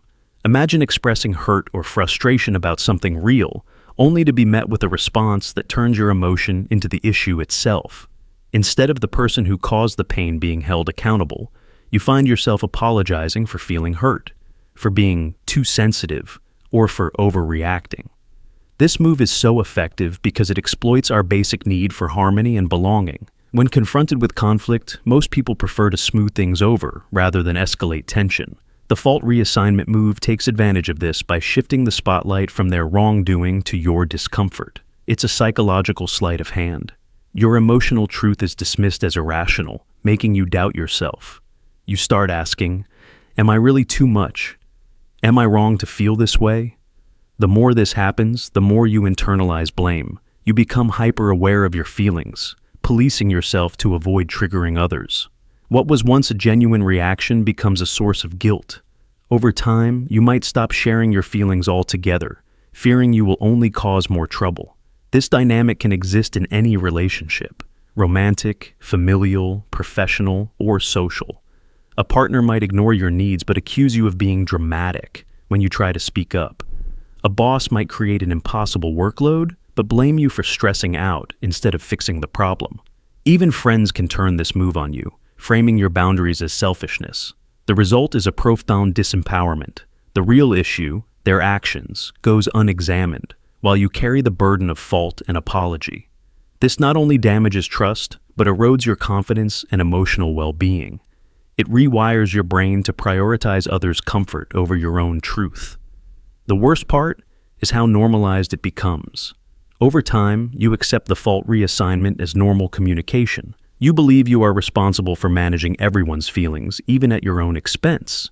Breaking free requires recognizing the pattern. It means learning that your emotions are valid signals, not problems to be fixed by silence. It means demanding that accountability starts where it belongs, with the actions that caused harm, not the reactions they provoked. True healing happens when you reclaim your right to feel without apology, when you stop shouldering blame for emotions you did not create. The fault reassignment move is a trap, but awareness is the key. By naming it, by refusing to accept blame for your truth, you begin to shift the balance. You start to hold others accountable, and most importantly, you start to honor your own experience. Your emotions are not the problem. They are the compass guiding you back to yourself. The boundary flood strategy.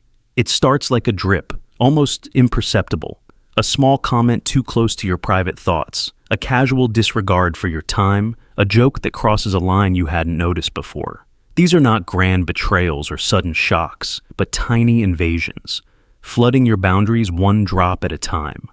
The The boundary flood strategy is the slow erosion of your personal lines, where the spaces you once guarded fiercely become muddled, blurred, and eventually disappear. You wake up one day and realize you have no clear sense of what belongs to you.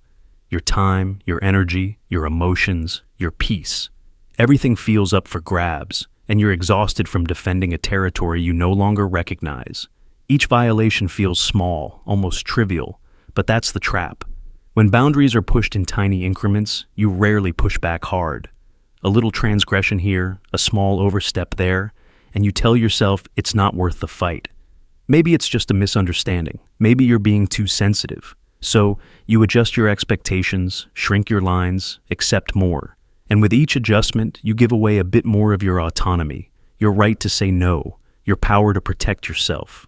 What was once clear becomes a haze. Your yes becomes automatic, your no, unthinkable.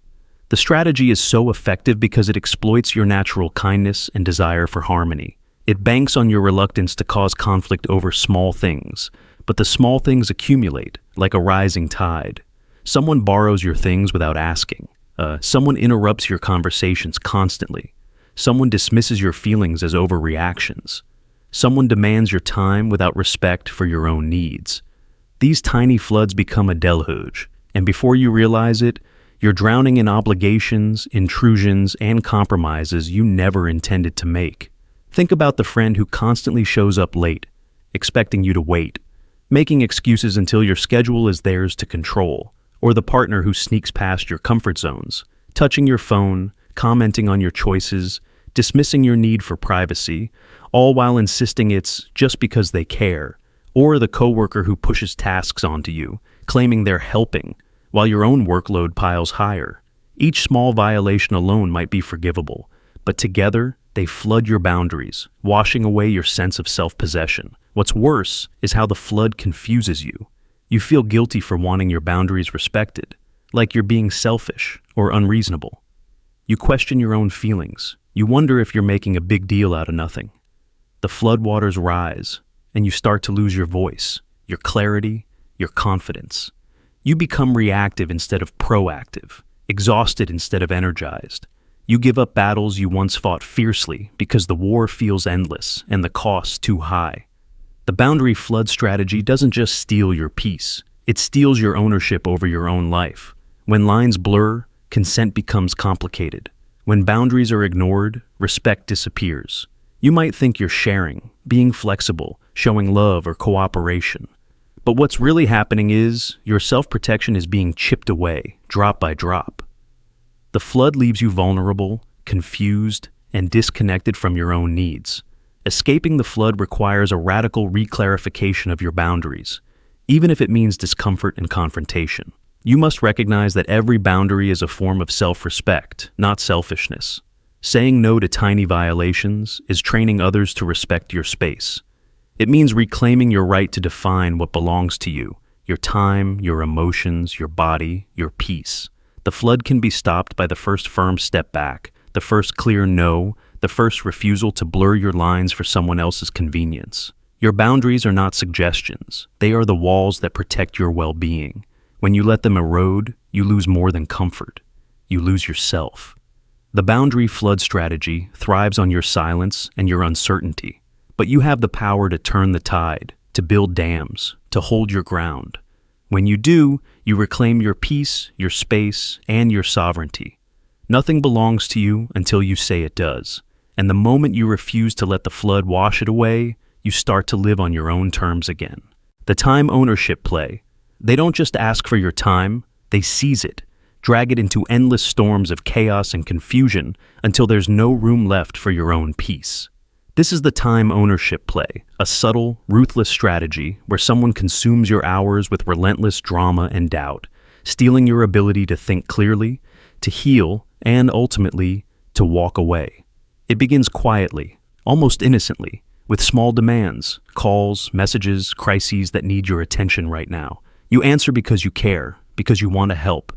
But soon, those moments multiply, becoming a flood you can't control. Every minute spent untangling their problems is a minute lost for yourself. Your own thoughts, your own needs start to shrink, suffocated beneath the weight of their urgent issues. When you try to pull away, you're met with guilt trips. After everything I've done for you, who else will help me? Or, if you leave now, it shows you never cared. The narrative traps you, making your time feel less like yours and more like a debt you owe, a currency you must endlessly pay. Imagine a partner who calls at all hours with worries that never resolve, who turns every small setback into a crisis, requiring your immediate response. You find yourself canceling plans, ignoring your own health, even sacrificing sleep just to keep the peace. Or a friend who constantly needs validation, whose doubts spiral into accusations, dragging you into exhausting arguments about things that never had to be fights. Each interaction leaves you drained, your mind cluttered, your spirit frayed. The time ownership play thrives on your compassion and your sense of responsibility. It knows you want to be there for others, so it exploits that desire, turning your generosity into a cage.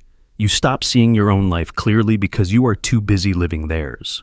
The drama becomes the main event, and your reality, the one you need to thrive, is pushed to the margins, barely noticed, barely cared for. This play is not just about stealing hours, it's about controlling your inner space. When your mind is crowded with their fears, their demands, their endless uncertainties, you lose the ability to think independently. Your emotions become tangled in their chaos. Healing becomes impossible when every quiet moment is invaded by their crises. And leaving? That feels like an impossible luxury because you are always needed, always the only one who can help. Take the example of someone trapped in a relationship where every calm moment is shattered by a new emergency. Sometimes real, sometimes exaggerated, sometimes entirely manufactured. Each call or message is a rope pulling you back just when you try to step away. Or consider a workplace where a colleague monopolizes your time with complaints and conflicts, eroding your focus and your confidence until leaving the toxic environment seems overwhelming. The tragic truth is that the time ownership play isolates you. As your energy drains, your social circle shrinks. You lose touch with your passions and priorities.